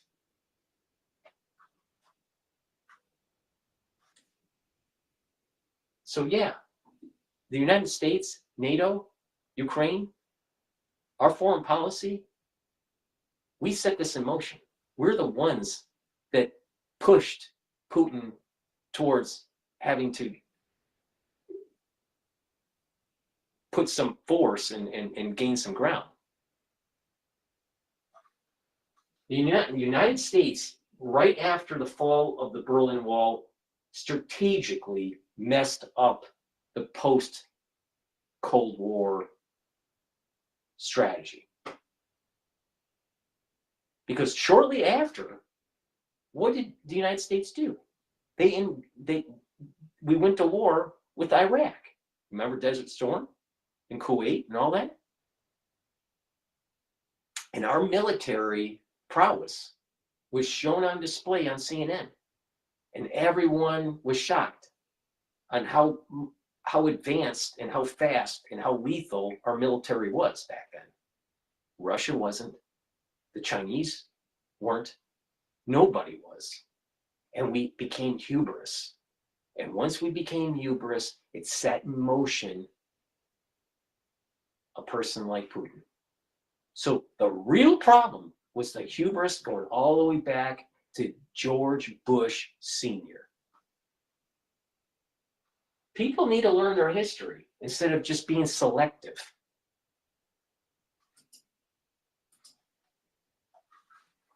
Started it, but I don't know, we have to beat a dead horse here. It's quite obvious, the proof is there, the video is there, and the world really does know that Vladimir Putin invaded Ukraine. Yeah, and he wanted to take over the country and get rid of President Zelensky. Yeah, but why?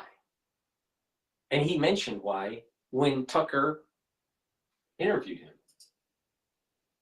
During the Clinton administration, Putin begged for normalization and some sort of integration. I believe he mentioned on Tucker's interview that he asked if Russia could be part of NATO.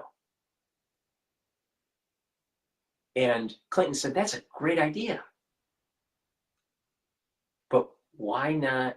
Clinton was a little worried and he had to talk to his policy gurus and his intelligence agencies. And they all came back saying no. And not only did they say no, they also funded the Chechens.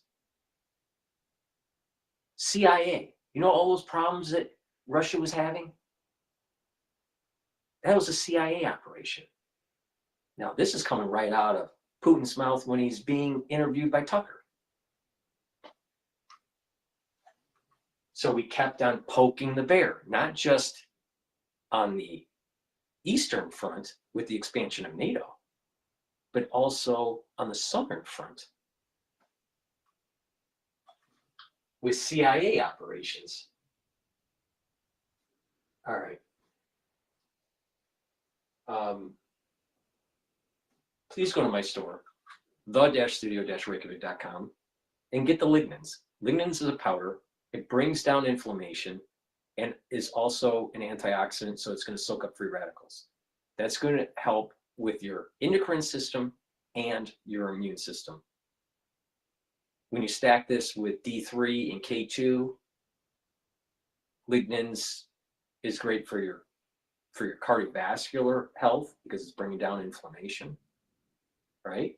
But if you stack this with turmeric and ashwagandha, that's another great way to help with your immune system, bring down chronic inflammation. And by bringing down that chronic inflammation with the ashwagandha, the turmeric, and the lignans, you're also helping with your cardiovascular health. So there's two ways to stack with lignans. So please go to my store, the-studio-reykjavik.com, get the lignans. It's a powder. You mix it with filtered water or a smoothie or soft foods. It's easy to take. It's great for your health. Get the lignans, take it every day, improve your endocrine system and improve your immune system. Bring down the inflammation. If you work out regularly, if you take lignans before your workout, you'll recover quicker. Myotrol. Myotrol helps with gene expression to build muscle and to maintain muscle. When you get older, you start atrophying, start losing muscle. This also helps to improve the health of the mitochondria. So you have the ATP to make sure you're maintaining and building muscle, because you need lots of ATP for your muscles. And remember what I've been saying almost on every video. ATP is really important to boost up when you get older, because it declines when you get older. And when you don't have ATP, your cells don't perform as well and you don't move around and you just waste away. So it's very important to take Myotrol and build muscle mass. Stack this with Gladiator barley and it's an additional benefit. You gain muscle quicker because the high density protein that's in the Gladiator barley is the material that your muscles need to make muscle. And Myotrol helps with the gene expression to build the muscle. So it's synergistic. So please go to my store, the-studio-reykjavik.com. And resveratrol. I've been taking resveratrol for decades. You stack this with C60 or NAD+ or ubiquinol. This is an antioxidant, so it's going to soak up free radicals. It's going to help with your mitochondrial health, so it's going to boost up ATP. And guess what? It also gets rid of cells that just stop dividing and just sit there collecting garbage. You need to get those garbage cells out of your tissue. Take resveratrol and that will help. Again, you stack this with NAD+, ubiquinol, and C60, and you're going to get added benefits. All right. With that said,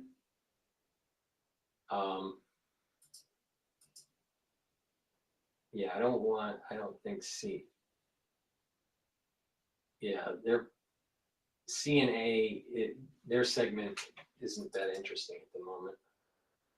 What's going on? And with come up with Live to Now. try to find some type of settlement and resolution to the war in Ukraine.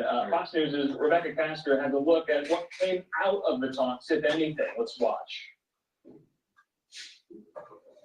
Secretary of State Marco Rubio sitting down with his Russian counterpart in Saudi Arabia Tuesday. The first high-level talks between the two rivals in more than 3 years. Today is the first step of a long and difficult journey, but an important one. That journey involves normalizing relations between the U.S. and Russia and ending the nearly 3-year war in Ukraine. The goal is to bring an end to this conflict in a way that's fair, enduring, sustainable, and acceptable to all parties involved. What that looks like, well, that's what the ongoing engagement is going to be all about. There are a lot of details to work out, but sources tell Fox News the U.S. and Russia discussed a possible 3-stage peace plan, which includes a ceasefire, elections in Ukraine, then signing a final peace agreement. This needs to be a permanent end to the war and not a temporary end as we've seen in the past. Not present at Tuesday's discussions, any representatives from Ukraine, despite President Volodymyr Zelensky traveling in the region over the past few days. He's been adamant that Ukraine must have a say in any negotiated settlement to the fighting. Really, we want peace very much, but we need real security guarantees. President Zelensky canceled a visit to Saudi Arabia scheduled for Wednesday. He'll return to Kyiv, where he'll meet with U.S. Special Envoy Keith Kellogg later this week. In Washington, Rebecca Castor, Fox News. Rebecca, thanks so much. So Fox's Jackie Heinrich kind of outlining there on social media some of the key objectives and maybe deliverables that came out of this meeting. And this, which was discussed here, I'm going to read it, that the U.S. and Russia would restore diplomatic functions of missions in both Washington and Moscow. Remember, those avenues and conduits, they were cut off after the full-scale Russian invasion back in February of 2022. Also, talks will be coming ahead on territory, security guarantees, and a signaling of possible softening of sanctions as concessions as well. And you heard there in Rebecca's report, Secretary Rubio is convinced that Russia is seriously willing to engage with the United States on a lot of these matters, though there are conflicting reports that Russia is seemingly going through the motions. There was a report in NBC News today that they are pretending to negotiate in good faith to extract even more concessions from the United States. Well, the Ukrainian side of this, from Volodymyr Zelensky, you heard there, is quite pronounced. Jackie Heinrich also saying this, that Zelensky canceled his trip to Saudi Arabia following these talks. He is on a previously planned trip already. He was in the United Arab Emirates yesterday and Turkey today, and he was scheduled to go to Saudi Arabia tomorrow morning. Zelensky spoke shortly there earlier to the media in Ankara in Turkey. So Zelensky delayed his trip. He said in Ankara, quote, "We're not invited to this Russian-American meeting in Saudi Arabia. It was a surprise for us." He says, "I think it was a surprise for many people." He will now visit next month instead on March the 10th. Zelensky saying he did not want to create a, quote, false impression of negotiations there with Ukraine and with Europe, not at the table there in Riyadh, in Saudi Arabia. Well, let's listen to Secretary Rubio, National Security Advisor Waltz, and Special Envoy Witkoff speaking to reporters today in Riyadh after these talks concluded. Well, I would start by saying we've agreed on 4 principles that I think are important. The first is that we're going to appoint our teams respectively that work very quickly to reestablish the functionality of our respective missions in Washington and in Moscow. For us to be able to continue to move down this road, we need to have diplomatic facilities that are operating and functioning normally. The second point is that we're going to appoint a high-level team from our end to help negotiate and work through the end of the conflict in Ukraine in a way that's enduring and acceptable to all the parties engaged. The third point is to begin to work at a high level as well, to begin to discuss and think about and examine both the geopolitical and economic cooperation that could result from an end to the conflict in Ukraine. Obviously, we have to see that conflict come to a successful and enduring end. in order for that to be possible. And the last thing we agreed to is that while our teams are going to be working on all of this, the four of us who were here today, the five of us that were here today, are going to remain engaged in this process to make sure that it's moving along in a productive way. What does an enduring and successful end look like when you present any proposals to the Russians today? Well, there's some underlying principles. This needs to be a permanent end to the war and not a temporary end as we've seen in the past. We know just the practical reality is that there is going to be some discussion of territory and there's going to be discussion of security guarantees. Those are just fundamental basics that will undergird and underlie any type of discussion. But I think the most important part is the president has stated his desire, his determination to end this war, to end the killing that is going on, the death and destruction that is happening as this war, goes on and on, month after month after month, and the killing fields of eastern and southern Ukraine is unacceptable. It is not in the interest of either country. It's not in the interest of the world, and certainly not in the interest of the United States and Europe. So all of those things will drive the negotiations going forward. And as you can see, the President Trump is determined to move very quickly. We just had a head of state phone call, the first in years.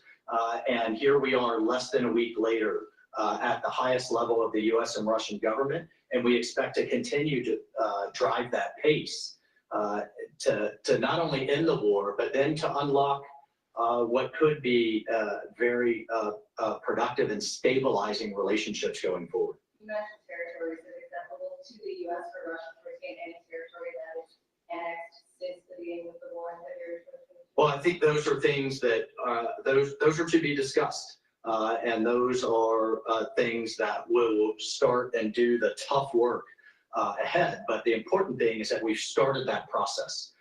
And what the president did not find acceptable was an endless war in Europe that was literally has turned into a meat grinder of people on both sides. So if you just think about just in a few months, President Trump has shifted the entire global conversation from not if the war is going to end, but just how it's going to end.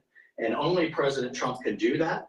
And in the Oval Office less than a week ago, both President Putin and President Zelensky both said to him, only you, President Trump, could drive this war to a conclusion.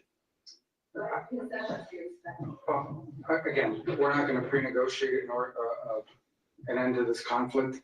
These are the kinds of things that have to happen through hard and difficult diplomacy in closed rooms over a period of time. What's important to understand is two things. The first is the only leader in the world who can make this happen, who can even bring people together and begin to talk about it in a serious way is President Trump. He's the only one in the world that can do that right now. The second thing I would say is that in order for a conflict to end, everyone involved in that conflict has to be okay with it. It has to be acceptable to them. But we have to understand that it's been 3.5 years since there's been any sort of regularized contact between the United States and Russia. And in some cases, between any of the participants in this conflict and Russia. So the goal of today's meeting was to follow up on the phone call the president had a week ago and begin to establish those lines of communication. The work remains. Today is the first step of a long and difficult journey, but an important one.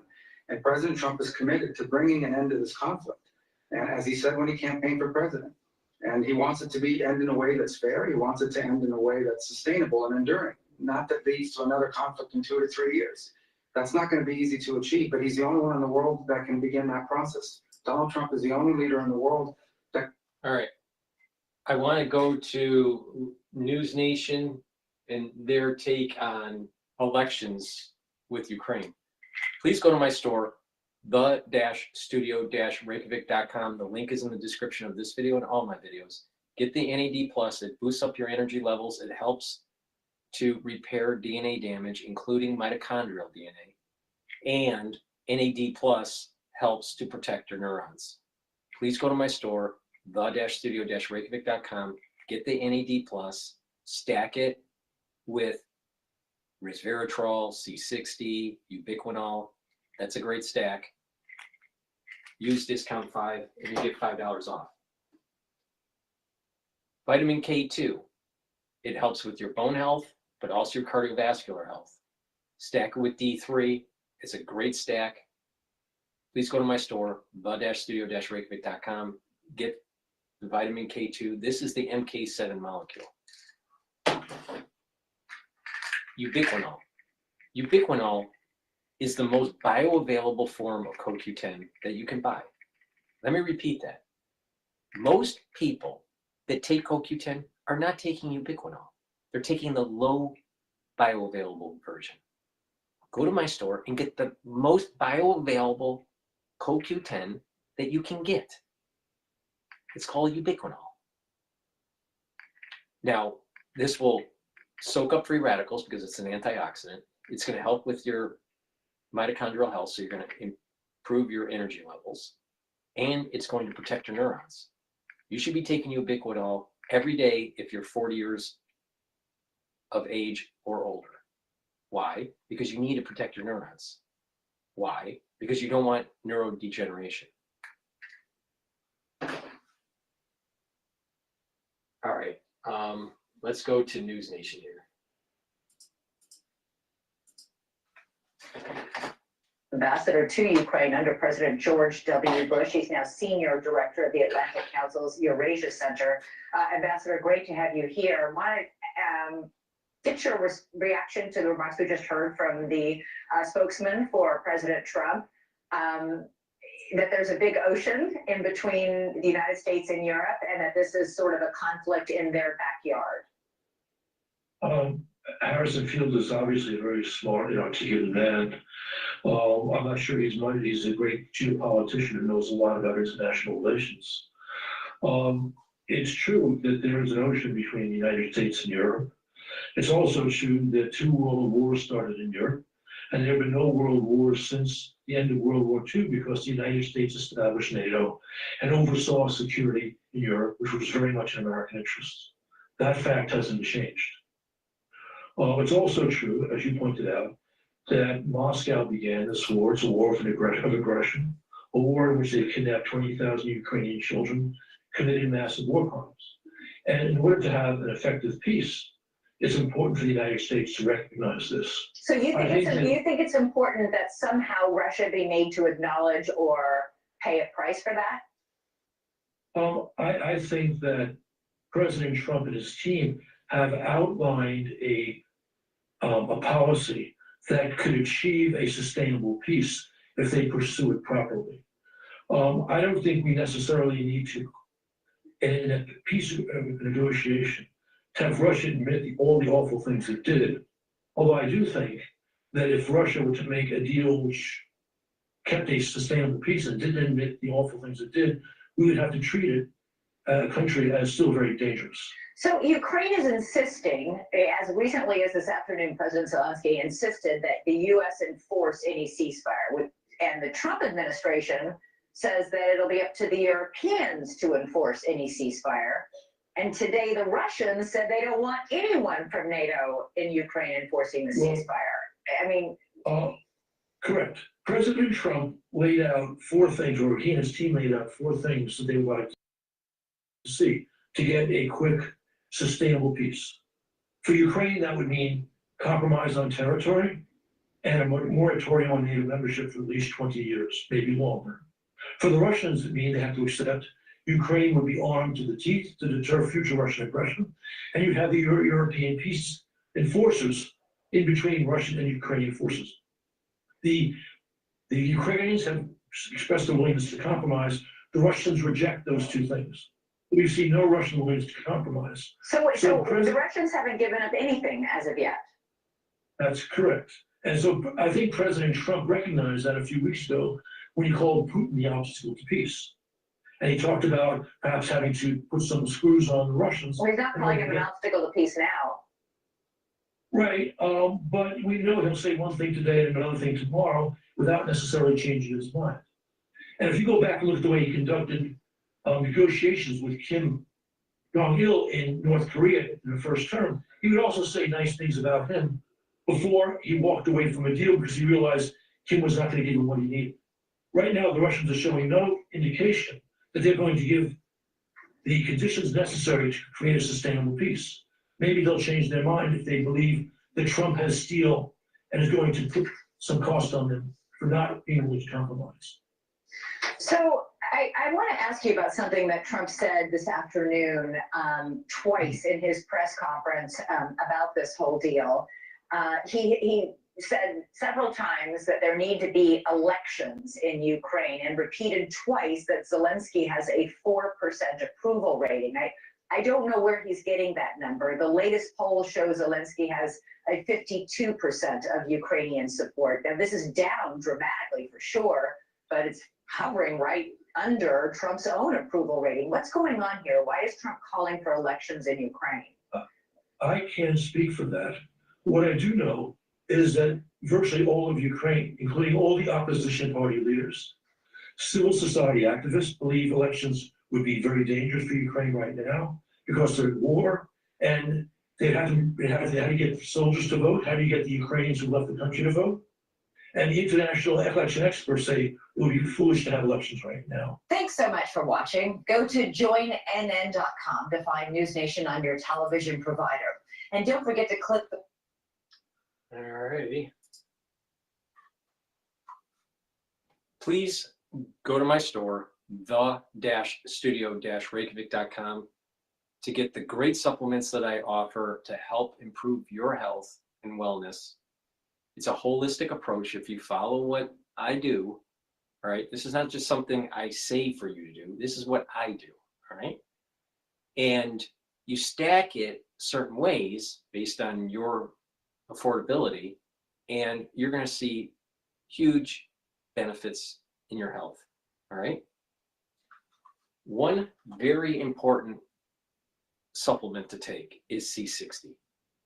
It's in a lipid, an oil, because C60 is lipid soluble. For you to absorb it, you need it in an oil. You should be taking this on an empty stomach for best absorption. And if you work out, take it before you work out. So it's going to soak up the free radicals that you produce during your workout, and you're going to recover quicker. But let's say you're not working out. You should be taking it every day, but it's best if you take it on an empty stomach. Take a teaspoon a day. Now, C60, how it works is that it's a buckyball. It looks like a soccer ball. The molecule has 60 carbons, and the electrons move around and shimmer around the molecule. It's almost 1,000 times more potent, more effective than one molecule of vitamin C. Let me repeat that. C60, because of its molecule and the way the electrons float around, it is almost 1,000 times more potent than vitamin C. Vitamin C can only neutralize one free radical, and then that molecule is done. But C60 recharges, all right? And it can soak up many of these free radicals. Take a teaspoon a day, every day. And what's going to happen is that you're going to radically bring down your free radicals. You're going to radically bring down the ROS. And what's going to happen is your energy levels are going to go up. Your mitochondrial health will improve. You're going to have more ATP and you're going to have more energy. The cells are going to perform better because there's less stress, there's less oxidative stress, and you're going to have more ATP in those cells and in those tissues. So the tissues are going to perform better and your organs are going to perform better. That means that your endocrine system is going to be better, your immune system is going to be better, and your neurons will perform better. Why? Because in your neurons, you need lots of healthy ATP producing mitochondria. All right? Mitochondria that's starting to age in unhealthy neurons, that means you're not producing the neurotransmitters, you're not having positive neuroplasticity, and what will happen is you're going to slowly have weakening neural connections. C60 improves the mitochondria, boosts up the ATP in the neurons, And you're going to be able to have that neuroplasticity if you give it the growth signals it needs. That's why it's so important to do resistance training, because you're activating neurons to move those muscles, to do stretching. You're activating different neurons for stretching. Balancing is activating the cerebellum. A lot of people don't do enough balancing exercises. It's very important, just as much as doing resistance training and cardio. And learning new things is producing new neural connections. So when you're working out, you're strengthening those neural connections and you're building new ones, especially when you're learning new things and you're talking to people, and you use different modalities: reading, writing, talking to people. Those are different modalities to building positive neuroplasticity. So take C60, take a teaspoon a day. You can get it in extra virgin olive oil or MCT coconut oil or in avocado oil. But it's important to take a teaspoon a day. Now, do a little experiment on yourself, all right? To prove my point. Take a teaspoon a day for a year and document what your health is right now before you start, if you haven't used C60. And every quarter, every 3 months, write in a journal how you feel when you're taking C60 every day for a year. And what you're going to notice is that you're going to have more energy. You're going to have more mental acuity. Your endocrine system is going to perform better. Your immune system is going to perform better. You're going to have better blood flow. Why? Well, guess what? C60 soaks up the free radicals that oxidize LDL. So if you have LDL floating around in your bloodstream, if you have less free radicals in your bloodstream, less oxidized LDL, that means less plaque buildup. So there's many benefits that you get from C60. So please go to my store, the-studio-reykjavik.com, get the C60 and do that very simple experiment. See how you are. And what you're going to find is that you will be aging slower. All right. You're going to feel benefits within 1 month or less. But you really see the benefits in the mirror. You really feel huge gains when you snapshot every quarter of the year. And you take a look at yourself at the half year mark and then at the full year mark. And you're really going to see a major difference. Now, it works even better when you couple it with other supplements. It's called stacking. And the way to do that is it's about the core. All right, this core protocol that I have. Max 35 or max 14 to boost up your immune system. That's the first pillar. The second pillar, C60 to soak up the free radicals. The third pillar, bring down chronic inflammation by taking the turmeric, the ashwagandha, and the lignans. And the fourth pillar is Boomer Boost, which it boosts up your energy levels and your metabolism. And guess what? When you do that, you're getting pretty healthy pretty quickly. So go to my store, the-studio-reykjavik.com, take a teaspoon of C60 every day, and you're going to see improvements. If you have some eye problems, you'll most likely notice that your eyes are getting better. Now, I used to wear glasses when I was around 19, 20 years old, right when I started working on CAD, all right, computer aided design. And I'm farsighted with astigmatism. Once I started taking C60, within just a couple months or so, I didn't need to wear my glasses. And I haven't worn my glasses ever since. All right, so, but I'm farsighted with astigmatism, all right? And it's self-corrected. There are people that have macular degeneration. And you can recess, you can slow that down or prevent it from getting worse. Many people have taken C60 to do that, to prevent the progression of macular degeneration. So you can get lots of different benefits from this.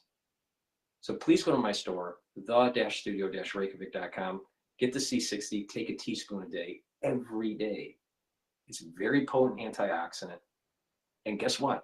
It works. It works. And if you listen to how I've stacked these things, you're going to get huge benefits. Now, there is no one, not GNC, not Mike Adams, not Alex Jones, nobody has told you how to stack it in such a way, like I'm doing, that actually is slowing down the aging process and boosting up your immune system and helping your other organ systems. I literally told you how to prevent diabetes. I literally told you how to reduce blockage of your carotid arteries. I've literally told you on how to improve mental acuity. It's a holistic approach. It's comprehensive. It literally, for me to tell you all the stuff that I take, it literally takes me close to 4 hours with, talking about international news, right? But there's so many different ways to stack. So for me to explain and how I'm stacking and why, it takes 3 to 4 hours. It's very comprehensive. You have these celebrity docs that are promoting a product because they want to make money. And they promote like 2 products. Methylene blue. Is there benefits of it? Yeah. But guess what? If you follow my protocol, especially what I do, you will get way more healthy than anything you can take with methylene blue. Right? Or you have some celebrity docs that are just pushing nattokinase and bromelain. Well, if you got the digestive enzyme complex, like I said, you get bromelain. And that's fibrinolytic and nattokinase. And if you stack it the way I tell you, taking the nattokinase and the K2 and the D3, you're actually improving your cardiovascular health and reducing plaque formation. If you get my longevity cardiovascular box, guess what? If you did that with proper diet, proper exercise, and taking those supplements that are in the longevity cardiovascular box, you're going to actually shrink the amount of plaque that you have within a year. Who's more comprehensive? It's better to listen to me than the celebrity docs. Now, you look at these celebrity docs, some of them have improved their health, especially that celebrity doc that's always talking about his gut. All right. But you look at, let's say, Dr. Drew. All right. Well, he went gray and white really quick. Well, that's usually a sign that there's a problem with his gut. Now, he looks buffed up because he's going to the gym. He's not anti-aging, dude. You know who's the anti-agers and who are not the anti-agers. That's obvious. All right. But there's a lot of celebrity docs out there. They're pushing certain routines or pushing certain supplements, but they're not comprehensive. And it's about the stack that I talked about, what I'm selling on the stores, what I take. All right. And not just that, it's about that holistic approach. Proper diet, proper exercise. You got to do the resistance training. You got to be doing the cardio. You got to do the balancing exercises and the stretching. They all are beneficial. You can't just do yoga. Dumb idea. Can't just weightlift. Dumb idea. Can't just go run a marathon. Dumb idea. Proper diet. You got to filter your water. Stay away from processed foods. Proper sleep. You don't want to oversleep. You don't want to undersleep. You got to learn new things that may be uncomfortable for you. Don't just focus on, one discipline. If you just focus on one discipline, you're literally retarded. If you're only, like a biologist, you're a retard. If you're only an engineer, you're a retard. If you're only an accountant, you're a retard. You need to have multiple disciplines to learn. And that way you're going to have this better neuroplasticity that's going on. And then when you're detoxifying your body on a regular basis and reducing those chemicals and those toxins, you're getting them out of your body, you're going to actually see your body heal.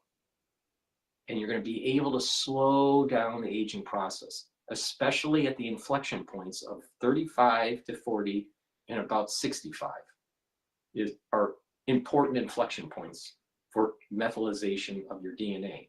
And once you pass that inflection point, your DNA is methylated in such a way where you're aging faster. But if you prevent or slow down that methylation, that means from 35 or 40 to 65, you're aging slower than your cohort group. So it's important to be super healthy during these inflection points. All right. But that doesn't mean you can rest on your laurels between the inflection points. And there's compound benefits when you're doing this anti-aging protocol. It's not just slowing down the aging process. You're building up muscle, you're building up bone density, you're improving your neural connections. A lot of positive things happen. You can't roll back the time where you're going to be a 16-year-old. That's sci-fi. But you can slow down the methylation process. And that's the magic of what I'm doing. Now, all those celebrity docs out there, you listen to them. They are not as comprehensive. I'm like 1,000 years ahead of them. Like literally 1,000 years. Because their heart is in the wrong spot. Their heart is about accreting viewers, advertising dollars, promoting a product. They don't have time to explain to the audience for 4 hours how to stack an anti-aging protocol. Because it's not as simple as just take a supplement. If anyone tells you that, they are bullshit. 100% bullshit. But if they say you stack it a certain way and this is what what systems you're targeting, those are the people you want to listen to. But I'm the most comprehensive on this. And I've been doing this for a very long time. I've been doing this since I was 16 years old. Now it's much more advanced now because of the different types of supplements that have come onto the market. C60 wasn't available when I was 16 years old. NMN was not available when wasn't available when I was 16 years old. There are many, the understanding of aging wasn't available when I was 16 years old. So there's new understanding and new products that have come onto the market and how to stack it. But you want to pay attention to people like myself that have been taking these vitamins and these antioxidants since they were 16 years old.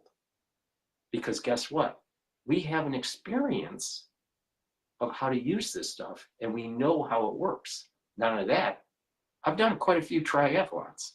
Now, I don't recommend anyone to do triathlons now or be a marathon runner. If you want to be, that's up to you. But any really intense training wears out the body and you're producing more free radicals. So just because you're fit and you can do the Tour de France doesn't mean that you're anti-aging. It just means you're fit and you can do the Tour de France. You look at Lance Armstrong and you look at me, and I'm pretty sure we're the same age. Lance Armstrong aged really fast. Now, yes, he took steroids and blah, blah, blah. That's not the reason why he aged. Yes, he was on, chemo because of cancer. That may have been part of the reason why he aged so much. But a big part of it is because it was such an intense workout. And he was out in the sun all the time. You look at some of these marathon runners, yeah, they, might have really strong heart, good cardiovascular system, but they didn't anti-age. Anti-aging is something different. And that's why it's proper diet, proper exercise. You don't want to overdo the exercise because you're going to burn out your mitochondria. It's called mitochondrial burnout. All right. You can overwork your joints and cause damage. Develop osteoporosis. Osteoarthritis. It's getting late. Osteoarthritis. I developed osteoarthritis because of all the triathlons that I did. I had to go through a 7-month protocol to be able to heal completely my osteoarthritis.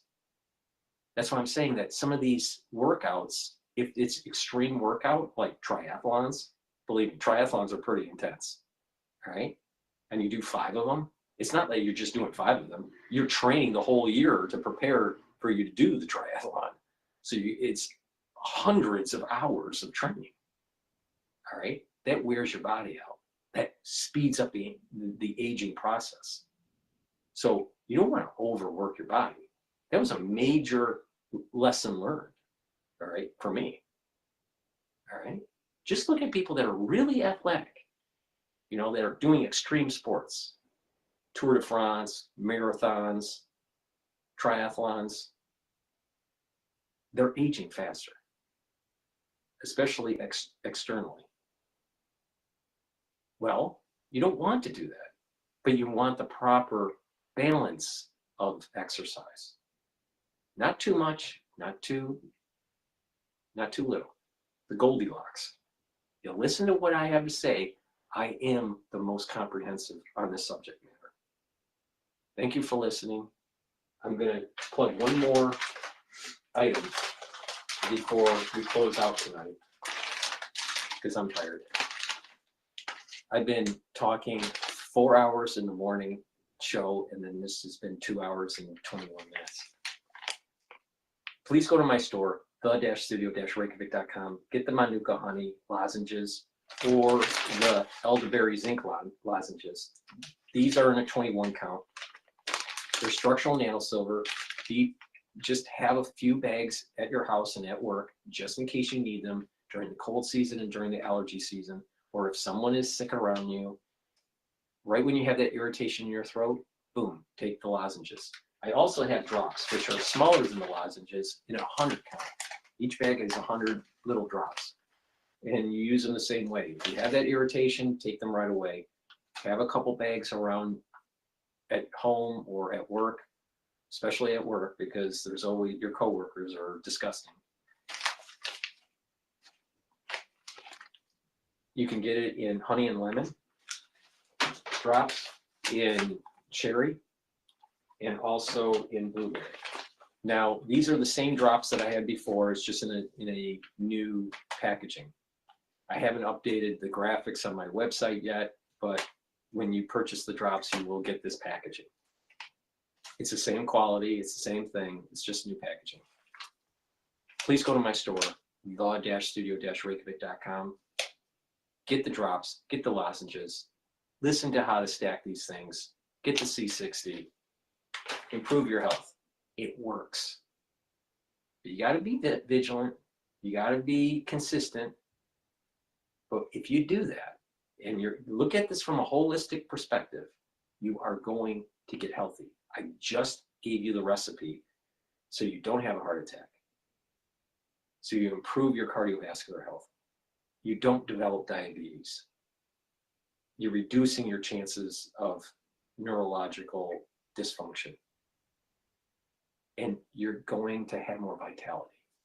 Most of the diseases in the United States, chronic diseases are because of lifestyle.